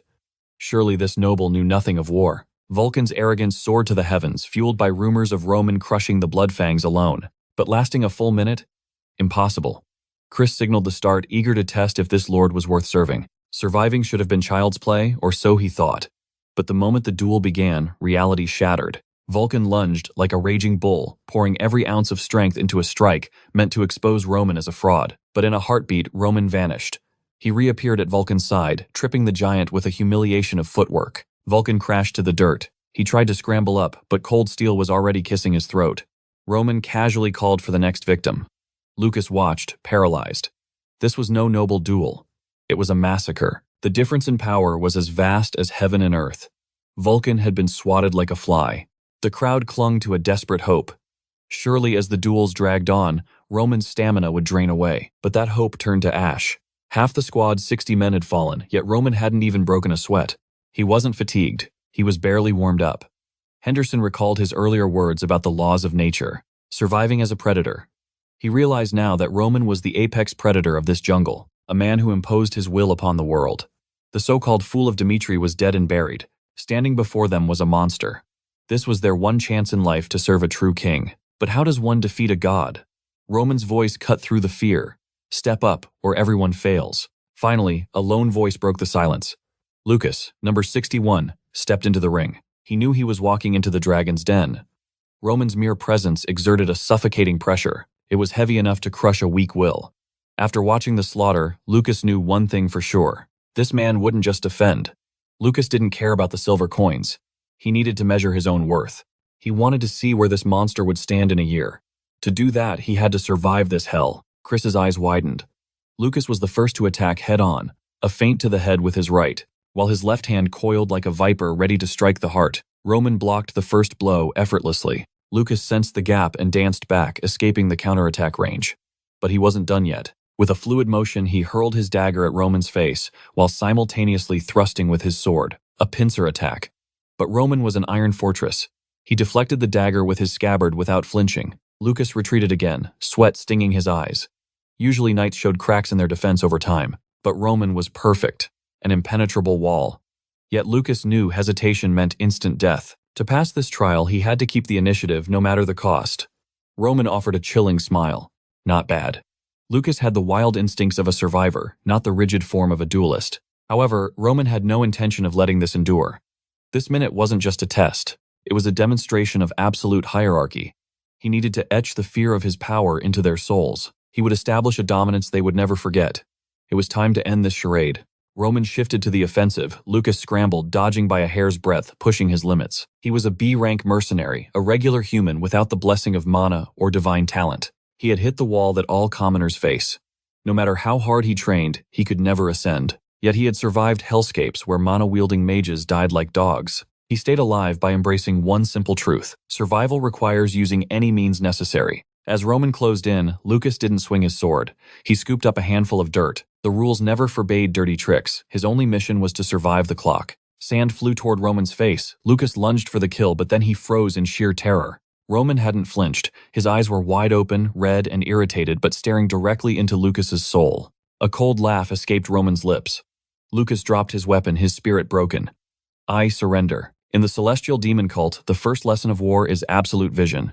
You never close your eyes. A blink is a moment of darkness, and in that darkness, death arrives. Breathing can be controlled, and so too must the eyes. Roman had trained in hell to keep his gaze fixed, even when the world tried to blind him. A warrior must never yield to terror, nor flee without grasping the situation. Roman calmly handed a water bottle to the trembling man. As Lucas washed the grit from his face, his soul felt hollow and desolate. He would never have resorted to such underhanded tricks had he known the monster before him. Roman's expression remained as still as a frozen lake. It made Lucas feel utterly pathetic. He had unleashed his entire arsenal, yet faced total defeat. He braced himself for disappointment or perhaps a harsh penalty for his dishonorable conduct. But then he realized Roman held no expectations for him to begin with. Maybe he would be punished? No. Roman simply called out for the next challenger. Lucas stood frozen, confused by the absolute lack of commentary. The spectators whispered in confusion. Why was the dirty tactic ignored? But the truth was simple.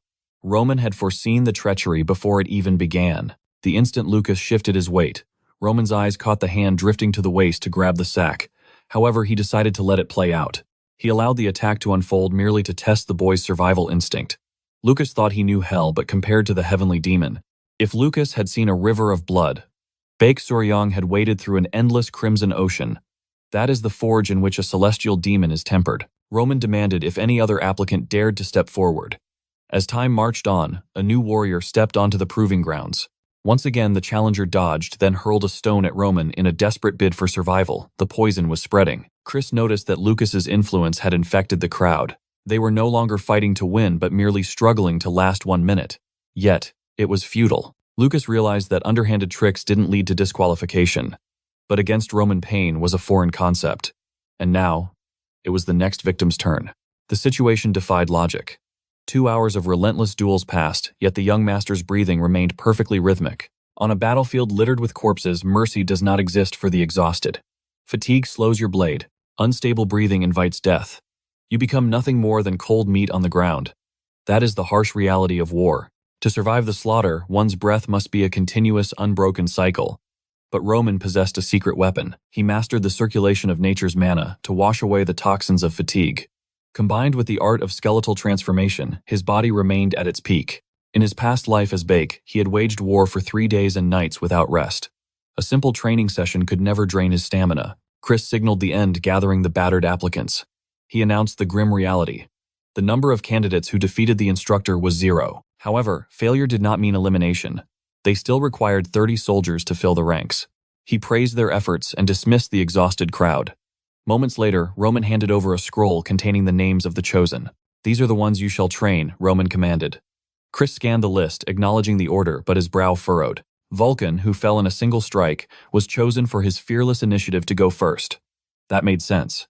Henderson made the cut, though Chris saw nothing but mediocrity in the boy. Perhaps the master's eyes perceived a hidden potential the knight missed. The rest were understandable, except for one name that stood out like a stain. "You actually passed Lucas?" Chris asked, disbelief coloring his tone.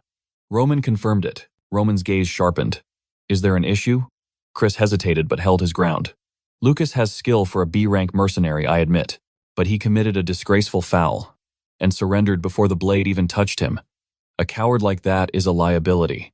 "It is not just about honor," Chris argued. "He is the type to abandon his brothers to save his own skin. That is exactly why he was chosen," Roman declared coldly. The answer left the poor knight bewildered. He is not a coward bound by useless honor. He is a survivor. While others froze in fear, he identified a gap and struck without hesitation. That is the kind of wolf who survives the battlefield. He will do whatever is necessary to draw breath for another day. Roman asked Chris why a dirty trick equated to betrayal in his eyes. It was a narrow view. Remember the words of butler Jonathan. "The survivor is not the one who knows how to wield aura. It is the one who can coldly analyze the battlefield and adapt." Chris needed to etch this into his mind. No matter how strong a knight may be, arrogance invites death. Even the mighty can be felled by a dagger in the shadows. Those who lurk in the dark are always waiting for a single moment of weakness. Chris realized the truth. In that desperate duel, Lucas's actions were the most realistic choice. Once again, Chris's vision had been clouded.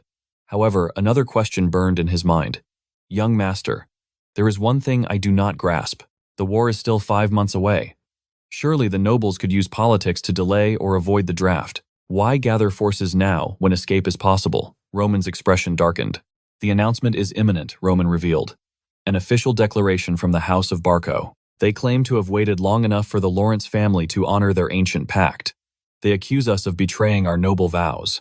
That is why the Barcos have finally drawn their swords. After much patience, they say the sins of the Lawrence family are unforgivable. We refuse to pay the debts of our ancestors.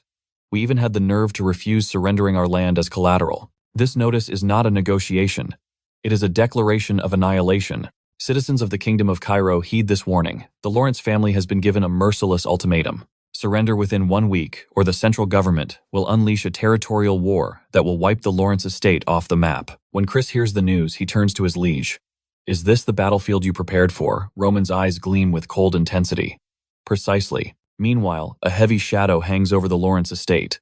One person carries the crushing weight of their severed alliance with the Dmitrys, Flora Lawrence. She knows she is the sinner who doomed her family. Guilt consumes her, waking her in a cold sweat. Night after night, the nightmares return. The question burns in her mind, "What have I done?" Whispers fill the mansion. Is this the price of the broken engagement? The once proud daughter has fallen, rejected by Roman Dmitry because of her own arrogance. Now she hides in her room while the drums of war against the Barcos thunder outside. She remains paralyzed in bed. She always believed herself to be a genius, a prodigy who conquered the academy's advanced classes. She thrived on her father's praise, believing she was the perfect heir. But reality has shattered that illusion. Without her family's shield, she realizes the bitter truth. She is nothing but a fragile flower trapped in a golden cage. They used to call Roman the fool of Dmitry. How ironic. The only fool here is her. Shame burns so hot she cannot even face her father. What would he do in my place, she wonders. Roman is her polar opposite. Dismissed by the world with zero expectations placed upon his shoulders. Yet with his own 2 hands he crushed the blood mist and elevated his family to legendary status. She cannot fathom the source of his monstrous strength. But beyond power, there is one crucial difference between them. He had the courage to act when it mattered most. Suddenly, a knock breaks her trance. "My lady, your meal is served." The servants exchange worried glances. She hasn't eaten in days. But then, the door creaks open. Pale but determined, she steps out. I'm going to the library. She knows her father is begging for aid. She also knows it is futile. No noble house will save a sinking ship. Roman solved the blood mist crisis with his own strength. If the Lawrences are to survive, they must find their own weapon. In the Lord's chambers, the news is grim. The Martel family has rejected our plea, my lord. What of the Vaster family? The messenger lowers his head. Refused as well, sir. The reality is cruel. No sane noble would bet on a losing war against the vicious Barco family. Fear rules the nobility. Rumors spread that anyone aiding the Lawrences will face the Barco's wrath next. With the central government backing the enemy, neutrality is the only safe harbor for the cowards. Meanwhile, Flora scours the ancient texts. 1 week. 7 days before the hellfire of war consumes them. She searches desperately for a strategy, a miracle. In the meeting room, Lord Lawrence slams his fist down. Those treacherous snakes. They feasted at my table and now they turn their backs in our hour of need. What of the Golden Bank? The treasurer hesitates.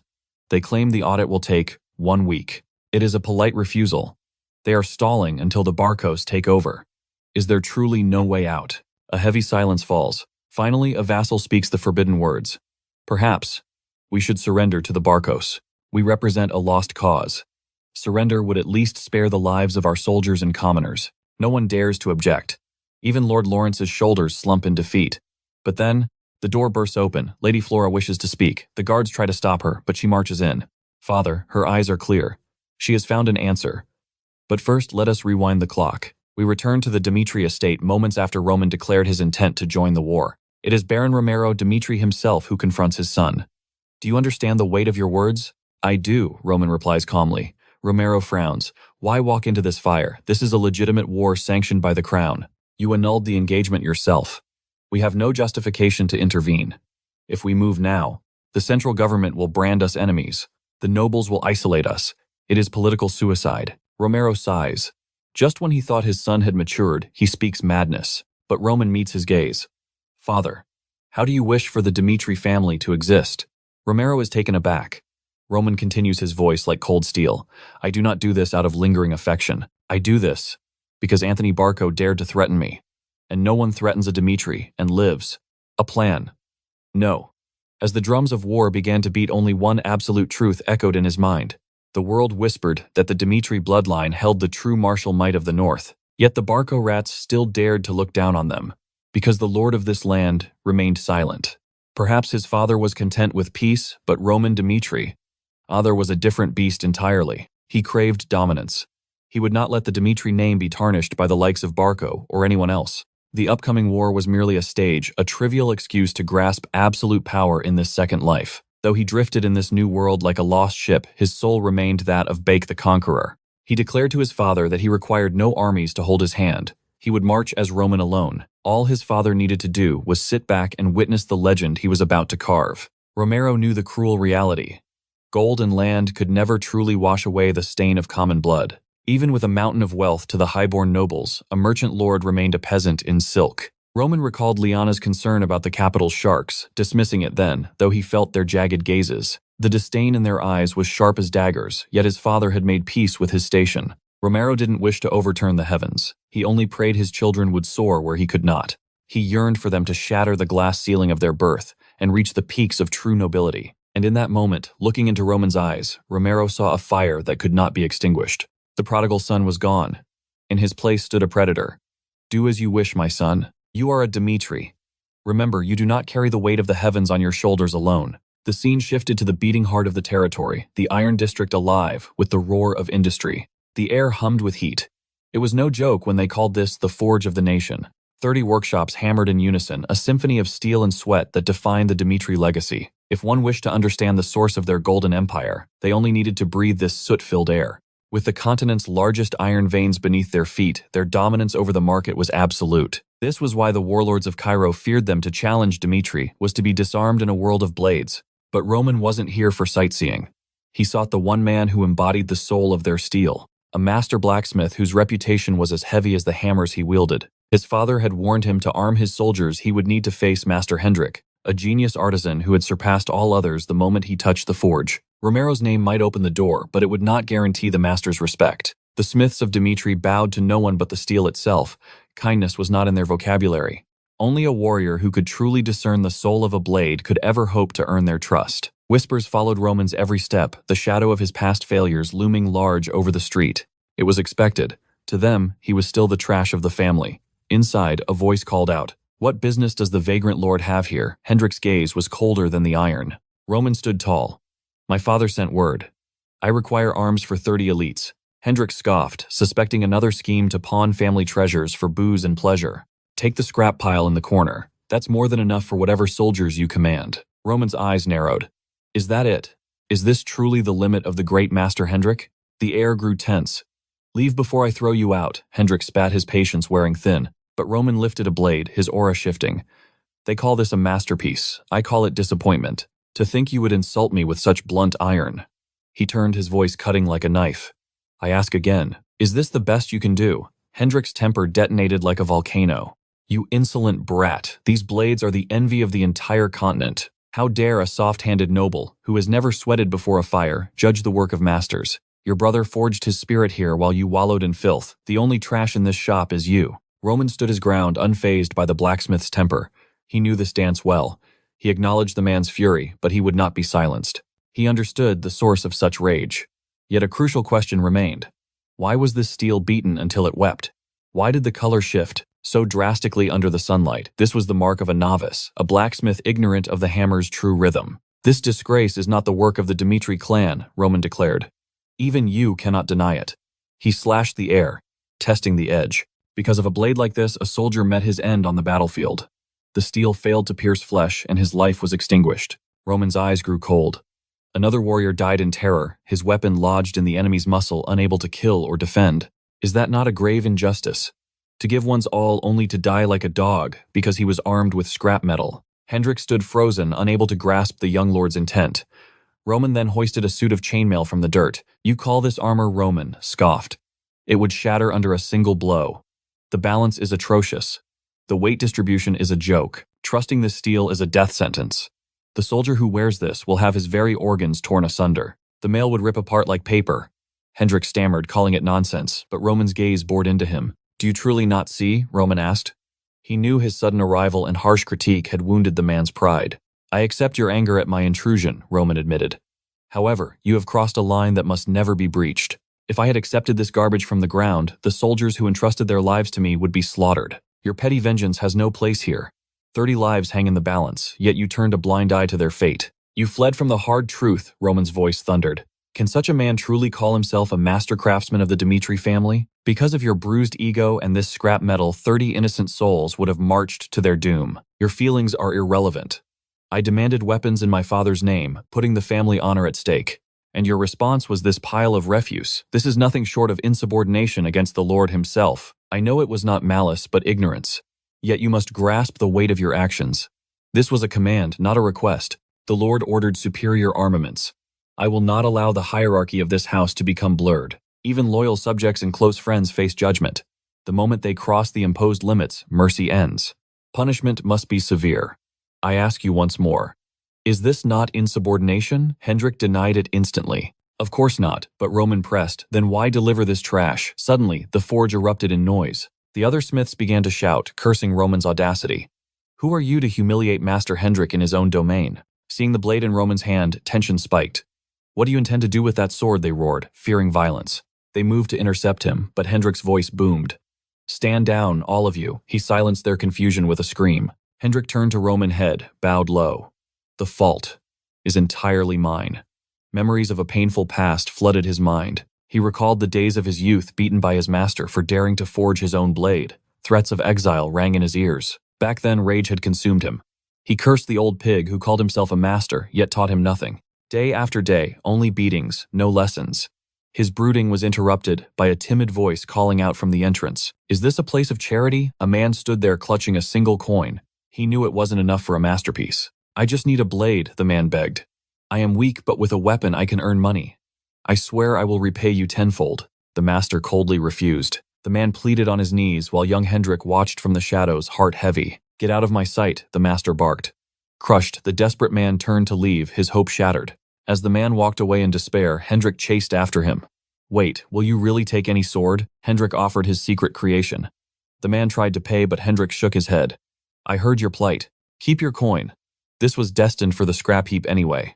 I'm just glad my work can aid another. The man thanked him with tears in his eyes. For the first time, Hendrik felt the warmth of pride. But that warmth would soon freeze. Days later, Hendrik found him. The man lay dead in the dirt, his body already a feast for flies.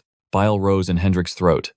Bystanders whispered that the fool had tried to complete a mercenary request. A bandit struck him, they said. He tried to block, but his blade snapped like a twig. He never stood a chance. That is why one needs good steel for war. To Hendrik, those words were a condemnation.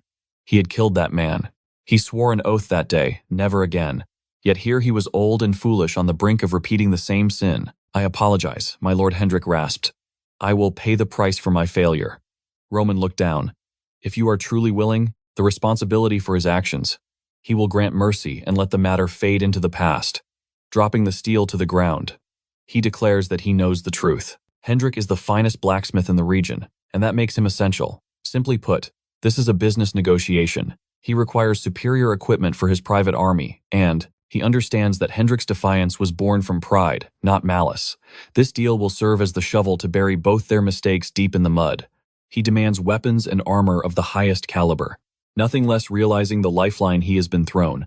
Hendrik understands that Roman has offered him a perfect escape, a path to walk away without punishment. Yet his mind reels in confusion. How could a man change so drastically in the blink of an eye? This young master is nothing like the fool. From before, terrified and awestruck, Hendrik swears upon his craft that such disrespect will never happen again. As a tribute of his loyalty, the gear will be forged from the finest iron in the Dmitry family vaults. Barking orders, he commands the smiths to return to their stations. The symphony of hammers and anvils resumes instantly. While a worker sharpens a blade, Roman inquires about the old grudge, the stolen sword that started this feud. The worker explains that in a moment of drunken madness, he had lost his senses.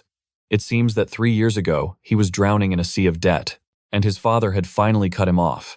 Desperate and foolish, he sneaked into the forge like a thief in the night, stealing Hendrik's absolute masterpiece. That blade was the fruit of 6 months of design and another 3 months of forging, without a single day of rest, a part of the blacksmith's very soul. Yet, that priceless treasure was sold to a stranger for mere pocket change.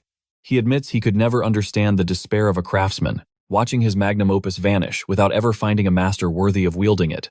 Roman realizes that his past incarnation truly crossed a line that should never be crossed. Summoning him closer, Hendrik's voice is cold, stating that forgiveness is not on the table. He only accepts the request because he was in the wrong earlier. But make no mistake, he does not acknowledge a Dmitry son who knows nothing of the hammer and anvil. He tells Roman to remember one thing. The forge is the heart of this domain. If the day comes when Roman can create something with his own hands that isn't complete trash, only then will he earn respect. Roman accepts the challenge with a smirk, replying that the wait won't be long. Returning to his secluded training chamber, the atmosphere shifts instantly. Everything was arranged with military precision. Just as he had commanded, the tools lay in wait and the time had come to awaken the fires. As he prepares, his mind drifts back to his previous life, back to when he was 18 years old, the year he decided to forge his own destiny. In the chaotic struggle to decide the successor of the heavenly demon cult, he was hunted by his own siblings, attacked by brother number 11. On a moonless night, he nearly lost his life. Hanging by a thread, he survived, but his weapon shattered under the pressure. His brother gave him no quarter, no chance to flee, yet somehow with a broken blade, he snatched victory from the jaws of death. That brush with mortality taught him a crucial lesson. He needed a weapon that was an extension of his own soul from that day forward. He haunted the forges, humbling himself before master blacksmiths to learn the secrets of steel before every decisive duel. He would forge a new blade, tailored to his current level of power. After thousands of battles and countless evolutions, the sword changed bit by bit, until the 39th iteration was born, the celestial demon sword, a treasure so divine it was beyond price or measure. And now, facing a new war in a new world, it was time to forge a fang for his new body. Roman begins the ritual. Having repeated these motions thousands of times, his body moves with a rhythm ingrained in his spirit, understanding the exact force required. The absolute concentration needed to focus on a singular point of impact. To create a legend, one must enter a trance state. He questions the purpose of his existence in this new realm in his past life. Survival was mandatory. Born as the son of the heavenly demon, the battle was his birthright, and conflict was his daily bread. Yet he never despised it. His mind remains sharp as steel, and he will remain true to his nature.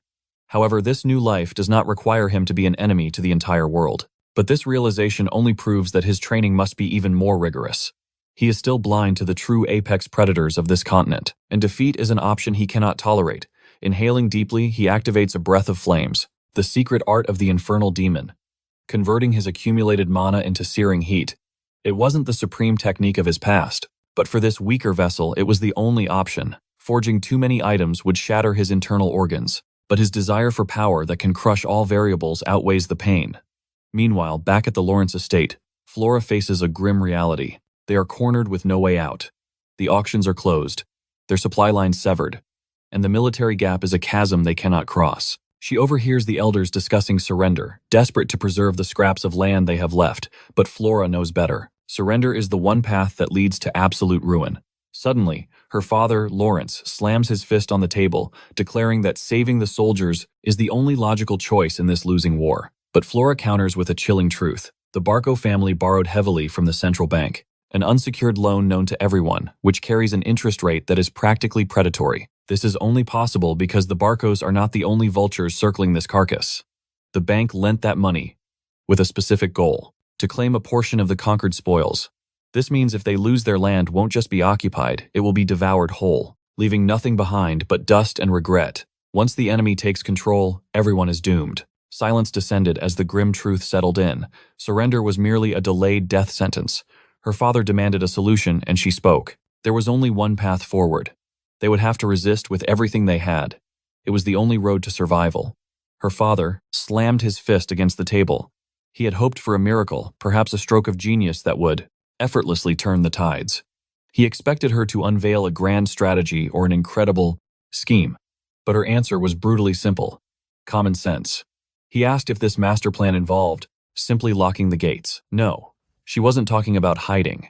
They needed to embrace a scorched earth tactic, burn the year's harvest. They would stockpile every grain of food and endure the siege until the bitter winds of winter arrived. Her father questioned the logic, but she explained the weapon of time.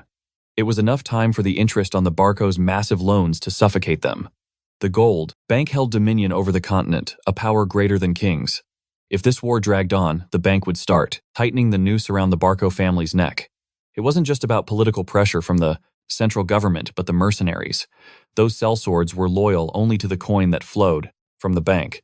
Once the harsh winter set in, sieging a castle would become a nightmare, and the mercenaries, unpaid and freezing, would desert the battlefield. The whispers began it would be a war of attrition, a battle against time itself. It sounded plausible. Lawrence looked at his daughter. He had raised her as a spoiled child, or so he thought, but she had evolved. He struck the table once more, this time in resolve. Flora was right. They would prepare for a desperate defense. They would survive, endure, and ensure the Lawrence bloodline did not fade from history. Even if the walls crumbled and the castle was reduced to ash, they would fight until the bitter end. Meanwhile, Roman I's sword stood ready. He declared that the first time for anything holds a sacred weight. This was the first blade he had forged in this new life, a weapon that resonated perfectly with his current soul. A name borrowed from another world, it would be christened Salamandra. The scene shifts. A silhouette approaches the Lawrence castle walls, a man bearing the crest of the Barco family. Fear rippled through the soldiers, but the messenger shouted his terms. As the voice of the Barcos, he offered 3 paths. 1, open the gates and surrender, and their lives would be spared. The second path, abandon the walls and face them in honorable combat on the open field. A judge from the central government would preside, and a duel of 2 knights would decide their fate. The type of battle, the weapons, Barcos would accept any condition. Roman watched with cold eyes. They could not trust the Barcos. The declaration of war itself was built on lies forged from a fake ancestral document. They had no intention of sacrificing the people of Lawrence for a sham duel. The Viscount roared that he would never yield. The soldiers realized their only option was to cast aside their noble pride and commit to the gritty, ugly reality of a total siege. The messenger turned, his voice dripping with malice. The Barco family heard their choice. Now they would pay the price in blood for every drop shed during this siege. On the walls, trembling ceased. Lawrence swallowed his fear. The war had truly begun. He bellowed the order, fire. The first volley of arrows blackened the sky. The Lawrence army moved with precision. This was classic medieval warfare, steel against stone. Meanwhile, in the enemy camp, a helmet was smashed into the dirt. The Barco lord was incandescent with rage. How dare these insolent rats refuse to bow? He had brought 3 times the number of soldiers. Why were they not begging for mercy? His subordinate stammered, expecting a victory within the hour, but the pace of the battle had shifted. He reported to his lord that the Lawrences were digging in for a long war. They had trenched the entire perimeter and opened the river gates, creating a moat. The infantry couldn't even reach the walls, and the sheer volume of arrow fire proved they had amassed a mountain of supplies. The Barco leader couldn't fathom it. Why did these damned people choose the hard path? Their calculations said the Lawrences would fold in a week, that they would simply roll over and surrender. Why lock themselves inside a stone coffin? He couldn't understand where his perfect plan had fractured. A knight asked for orders. The Lord's eyes went dark. It was obvious. They would have to use that.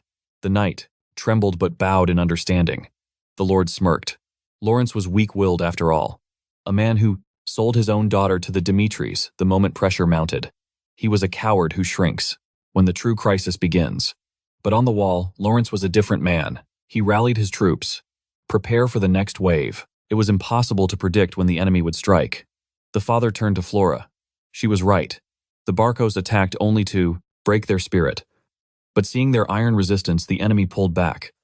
Flora realized that she too had evolved. To become strong, to forge her own destiny, rather than waiting for a savior, this was the path she chose. Her father's heart broke as he bowed his head, apologizing for trying to force her into the Dmitry marriage. It was a desperate bid for survival then, but now he swore to trust in her judgment implicitly. Flora was overcome with emotion, but suddenly, boom! The world shook as a deafening explosion tore through the silence. The front wall was obliterated in a single strike. Through the smoke, she witnessed a nightmare. The Barco family had deployed a flare, a siege catapult armed with high-tier magic, a weapon of mass destruction where every shot cost a king's ransom and required strategic mastery. To wield such power without imperial permission was treason, yet the Barcos had bought the impossible. Despair washed over her. There were only two ways to counter a flare. Either match it with a magical weapon of equal rank, or charge out and destroy it manually. Both options were suicide missions, yet surrender was not in their blood. Suddenly, a mana transmission arrived. The family mage announced a message, a communication method reserved only for the ultra-wealthy. It was Roman Dmitry. He offered a lifeline. Flora's mind raced. Why would he help now? Why would the heir of Dmitry step into this hell? The scene shifts to their secret negotiation. Roman's voice was cold. He wasn't saving them out of charity, but for a personal vendetta against Barco. His blade was already sharpened for revenge. The Lawrence crisis was simply the perfect opportunity. He would crush the Barco family into dust, but the Lawrences had a role to play in his script. They needed to set the stage. A grand theater of war, requiring a specific painful sacrifice. Only if they danced to his tune would the Dmitry forces descend. Flora understood the gravity. Cornered like a rat, she nodded. She would do anything to shield her bloodline from extinction. Roman's eyes narrowed. He needed a casus belli, a righteous justification to enter the fray. Since the engagement was annulled, he needed a new spark. He looked at Flora with a chilling command. She must publicly declare that Anthony Barco had attempted to violate her honor during their meetings. Such a lie would shatter her reputation. The flower of Lawrence would be dragged through the mud, but sacrificing her social standing was the price for the sword that would save her clan. That accusation would give Roman the moral high ground to slaughter them all. Flora trembled. Roman added that if this insult had occurred during their engagement, the Barcos would already be dead, because no one touches what belongs to Roman Dmitry and lives to tell the tale. Flora's mind snapped back to the present. The screams of dying soldiers filled the air. The walls were crumbling. Fire consumed everything. With a voice shaking yet resolved, she spoke. She accepted his terms. Her only request: wipe every single Barco bastard from the face of the earth. Enemy troops began swarming the walls. Lord Lawrence roared for the defense to hold the line. A shadowed assassin lunged at her father. Death was inches away, unavoidable. Thwack! An arrow pierced the assassin's skull. Flora stood there, bow in hand, eyes blazing. She ignored her father's shock and shouted the impossible order: open the gates, charge the Barcos head on. Her father thought she was mad, but she explained that Roman Dmitry's troops would crush the flare. There was no time for doubt. She bet everything on the honor of a man who kept his word. Meanwhile, deep in the forest, Roman watched the chaos through a monocrystal. Chris was restless. My lord, shouldn't we strike? Chris urged. The Lawrence forces are on the brink of annihilation. The flare was decimating the defenses. If they didn't act now, there would be no allies left to save. Roman's expression remained indifferent. Why should I care if the Lawrences fall? He looked at Chris with terrifying calm. To me, the lives of strangers are dust. The Lawrence clan was dying because of their own weakness and their lord's incompetence. But his men, those who swore loyalty to him, he would never spend their lives cheaply to save fools. Chris bowed, chilled to the bone. He realized his lord played a game of chess where only his pieces mattered. The moment the Lawrences signaled the gates to open, they commanded their soldiers to march into the abyss. The naval army flooded into the castle, but a sinister greeting awaited them. Standing there was a man with a blood-red beard. With a cruel smile, he mocked their arrogance. In a flash, his blade sang, slicing a poor soul in two before he could even blink. This was the terror of the Burge Mercenary Company. The first victim hit the ground, his screams piercing the air as he begged for salvation. The troops hesitated, terror gripping their hearts. They knew this march forward was a one-way ticket to the afterlife. From the ramparts, Flora screamed her orders. They had to resist until the bitter end. She knew that if they failed to serve as bait times, he times would never appear. But then the thunderous sound of hooves echoed from behind. A chaotic rhythm approached from the rear of the base. The enemy leader froze. Who dared approach? It was the ironclad hooves of Roman Dmitry's personal cavalry. The moment of truth had arrived early. Roman could feel the anxiety radiating from his men, their hearts pounding against their ribs. But this was the cold reality of war. He had made a promise only those who survived the fires of battle would live as true predators. In the end, only their own strength would decide their fate. He roared a warning. Survival was not a gift, but a prize to be seized. Their target was clear: pierce through to the ships and annihilate the siege weapon. Roman knew the Lawrence forces were merely fodder. He expected nothing from the Allies, nor his own trembling soldiers. That is why he took the burden upon himself. He would lead the vanguard. He vowed to slaughter every obstacle in his path, carving a bloody road for his men to follow. All they had to do was handle the scraps. But the mission remained absolute: destroy the siege weapon at all costs. The enemy captain sneered at the sight, calling them fools for charging with such meager numbers. He ordered his men to crush these suicidal guests. Shields rose and spears locked into place. But Roman Dmitry, he charged headfirst into the steel forest. He surged forward, raising his blade against the world. He dove straight into the heart of the enemy barricade. The first line of defense fell instantly. His horse collapsed under the assault, but the Murim world obeyed only one law. The heavenly demon always stands at the front. He is the tip of the spear, the invincible avatar of destruction. Any who dared face him were signing their own death warrants. Yet lesser men wondered why the most valuable commander would risk himself in the jaws of death. The answer was ancient and absolute. A supreme ruler on the front lines crushes the enemy's spirit. Roman declared that if they would not come to him, he would wipe them all out. Kevin roared, rallying the troops to follow their liege. The unit went into a frenzy. Suddenly, Kevin's horse took a hit, but pain only fueled his rage. His desire to follow Roman eclipsed his fear. Without hesitation, he executed his attacker on the spot. Chris, meanwhile, honed his focus. His only goal was to stay in Roman's shadow and provide support. The enemy soldiers formed a desperate human wall, screaming to stop the monster. But against Roman, they were nothing but leaves in a storm. Roman's eyes locked onto the prize, the weapon known as flare. Standing in his way was Captain Burge. The mercenary leader recognized the young, noble Roman Dmitry. He saw only a massive bounty on the boy's head. But witnessing the carnage, Burge realized he had to step in. Roman instantly assessed the threat. Burge was an F-rank mercenary, a warrior acknowledged by the kingdom itself, and unlike the rabble, he wielded the power of Mana and Aura Knight of at least 2 stars. Yet Burge was paralyzed with shock. This boy did not retreat. Instead, Roman's blade began to hum. Wreathed in terrifying violet energy, he struck with the weight of a mountain. Burge blocked, but his bones rattled. The strength was overwhelming. The mercenary scrambled back, desperately trying to defend his life. But the slash tore through his defenses. It took merely 5 seconds for the veteran captain to crumple to his knees. That was the limit of an F-rank mercenary against the heavenly demon. The enemies watched in horror as their leader was extinguished. The allies roared in ecstasy. The ship commander screamed for anyone to kill that bastard. But his men were frozen in fear. Roman ignored them, his curiosity piqued by the alien technology, the flare. This machine did not exist in the Murim. He invoked the arts of the heavenly demon, first form of the sword technique. With a single devastating motion, he cleaved the flare in two. The ship's crew fell into despair. Their trump card, worth a fortune, was reduced to scrap metal. Roman turned to the Lawrence forces, declaring his victory. The Barco siege weapon was no more. Cheers erupted from the walls, shaking the very earth. But one person felt the impact deeper than anyone. Flora watched breathless. He had promised and he had delivered. With the flare destroyed, the Barco family had lost their fangs. They had no choice but to retreat. Amidst the victory, Chris evolved. Instead of explosive power, he learned to condense his aura, just like his master. Those fools had mocked him when he forsook everything to pledge loyalty to that man.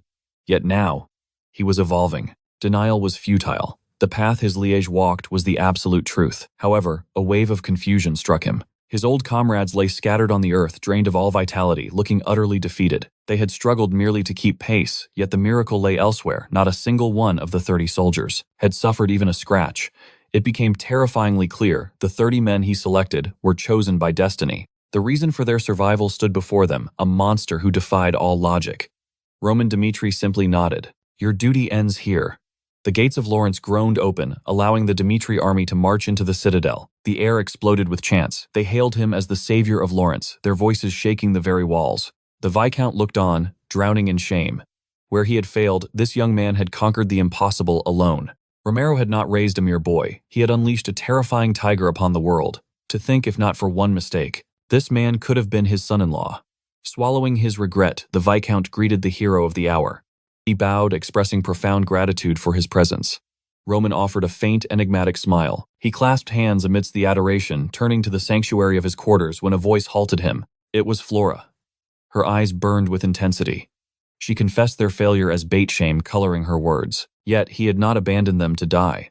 For that mercy, she wished to offer more than hollow gratitude. Roman replied coolly, I merely fulfilled my contract. The Lawrences did exactly as I calculated. No, Flora insisted. I must repay this blood debt. Words are cheap. I offer you absolute support. She pledged to stand as his shield during the conference to grant any request he might harbor. A glint appeared in Roman's eye. If you truly wish to settle the score, I shall not refuse. He pushed open the heavy doors, commanding them to enter. Taking his seat, he observed the snakes in the pit. The nobles chattered fearfully. Their grand strategy, surrender. To beg for peace from the Barco family. The Barcos are too strong, they cried. Advancing is suicide, their cowardice reeked in the air. To abandon the strategic pass, Roman scoffed internally. He was surrounded by trembling herbivores. The Viscount nodded weakly, admitting they lacked the power to resist. They would send a grand envoy. May I speak? Roman's voice cut through the murmurs. Instant silence descended upon the room. He received the floor and dismantled their logic. The Barcos are drowning in debt. This war is their lifeline. They must repay their lenders. If you beg for mercy now, do you know what they will send back? Roman's eyes darkened. Your severed heads. The nobles gasped, the brutal truth finally dawning on them. A cornered rat bites hardest. Look outside, our soldiers still carry the corpses of the fallen. Does that sight stir nothing in your hearts? Mercy is not an option. We must make an example of them. We must show the world the price of shedding Lawrence blood. The Viscount trembled, citing their weakness. But we have no strength, he wailed. Roman's gaze was cold. Then there is only one path to survival. The Viscount felt the pressure. In a world of beasts, a herbivore must rely on a savage monster to survive. Meanwhile, in the enemy camp, rage erupted. The captain slammed his fist, shattering the table. Roman Dmitry again. Total war was now too costly. He had only one card left to play the right of the duel. One-on-one combat. Each house would summon a champion supervised by the central government. A clash of true warriors.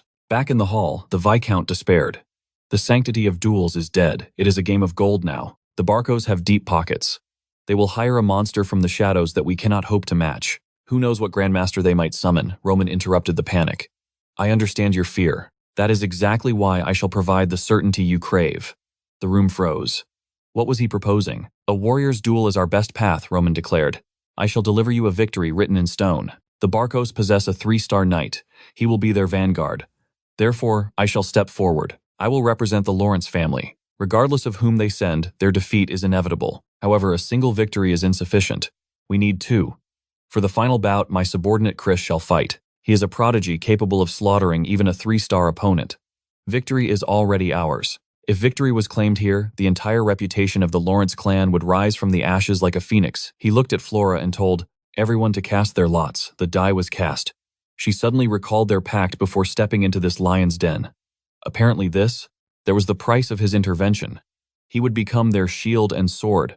But the Lawrence family would have to bear the weight of the chaos that followed. She trembled at the unknown consequences, for her instincts screamed that this man was dangerous beyond measure.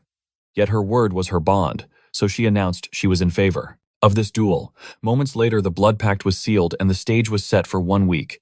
Hence now, the gears of fate began to turn. A man introduced himself as Count Hers, proclaiming this warrior's duel, a sacred event blessed by Valhalla itself. Both factions swore to uphold the laws, and any soul foolish enough to violate the sanctity of this combat would be crushed by the full might of the Kingdom of Cairo. He then commanded both sides to submit their roster of champions. Meanwhile, at a nearby table, someone poured a glass of vintage wine. Roman observed the Barco family with a predator's gaze, noting their unnatural silence.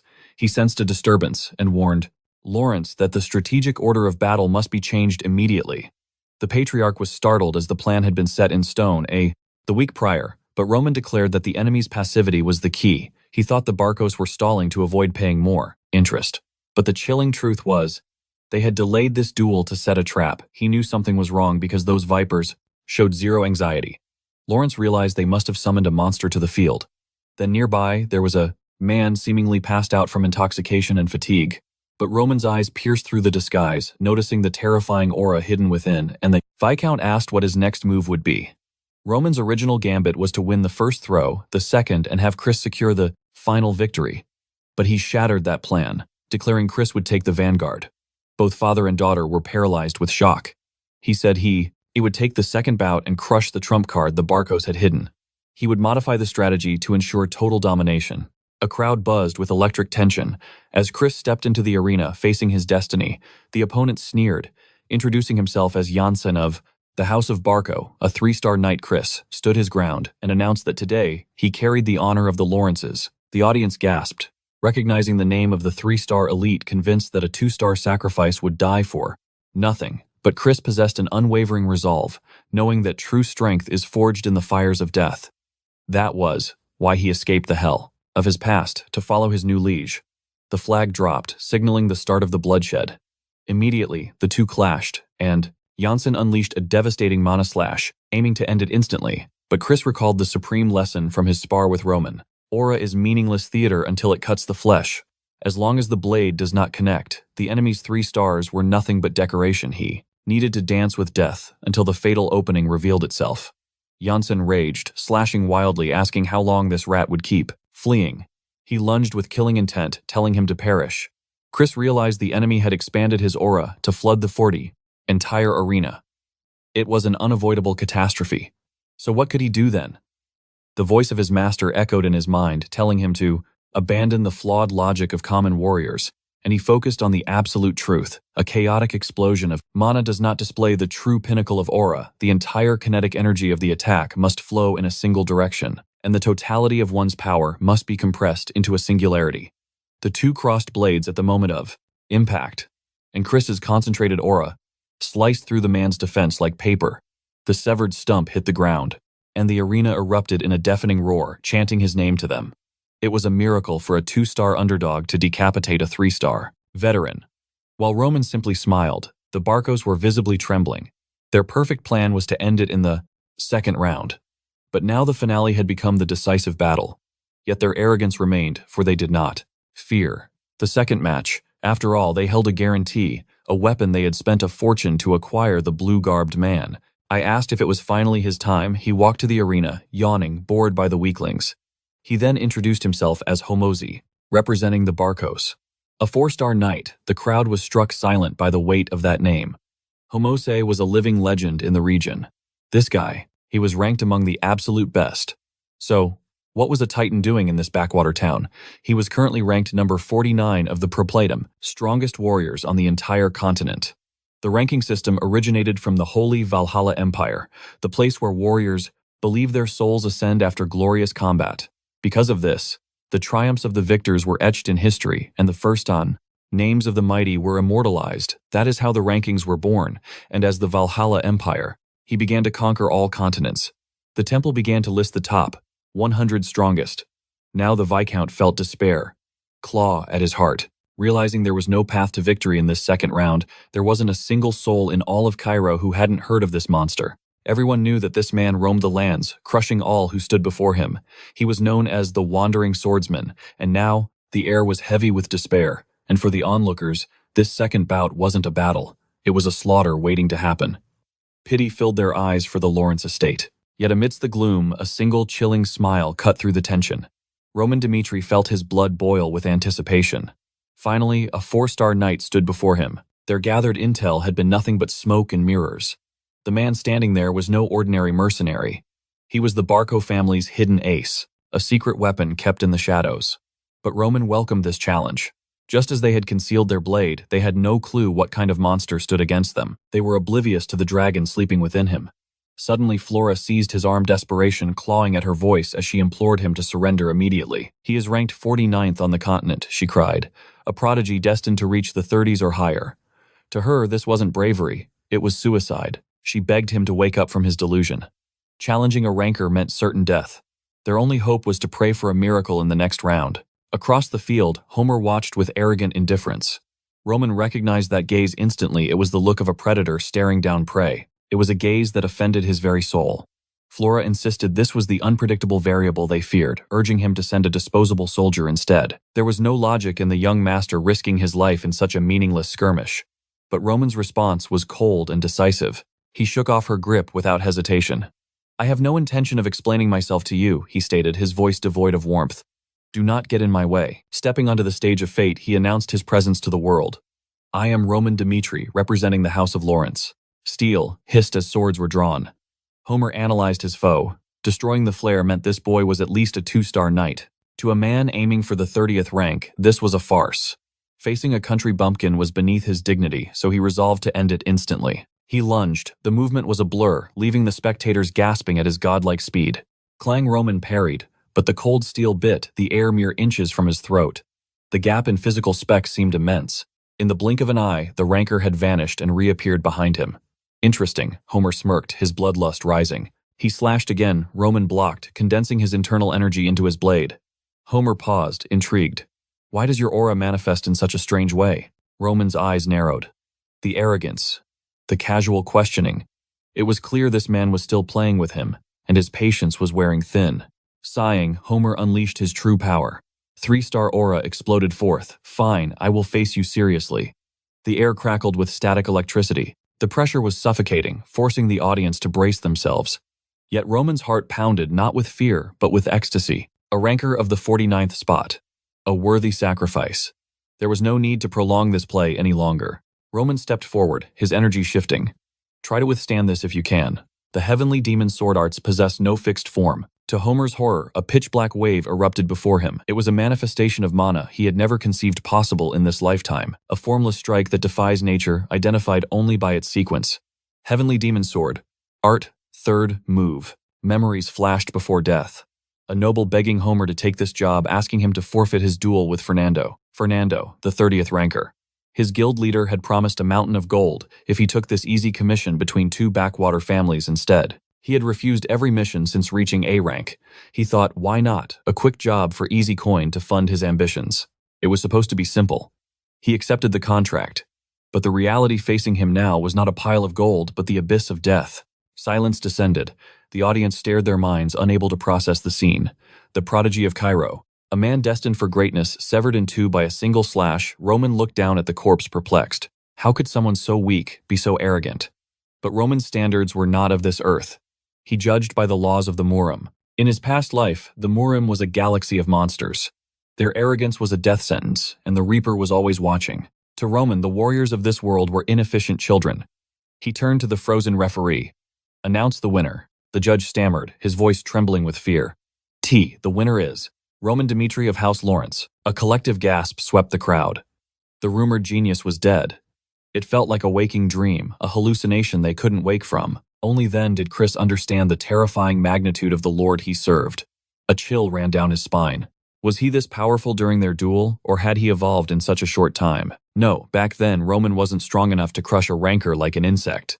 Logically, this growth was impossible. Chris had thought he was catching up after defeating Jansen. Pure arrogance. The gap between them wasn't a river, it was an ocean. The flag of Lawrence ascended high. The victory was absolute. The third match was rendered meaningless. Though the judge called for the final combatants, the outcome was set in stone. The Barco representative trembled face, twisted in fury and disbelief. How he couldn't process it. Homer wasn't just a mercenary, he was a titan of the north. One of the few true warriors in the entire kingdom of Cairo. To see him extinguished like a candle. "Who do we send now?" a mercenary asked. The Barco leader grit his teeth, the financial loss outweighing his pride. "We forfeit. We cannot afford to throw any more gold into the fire." With cold cruelty, he ordered them to send out Benson. The man froze in place.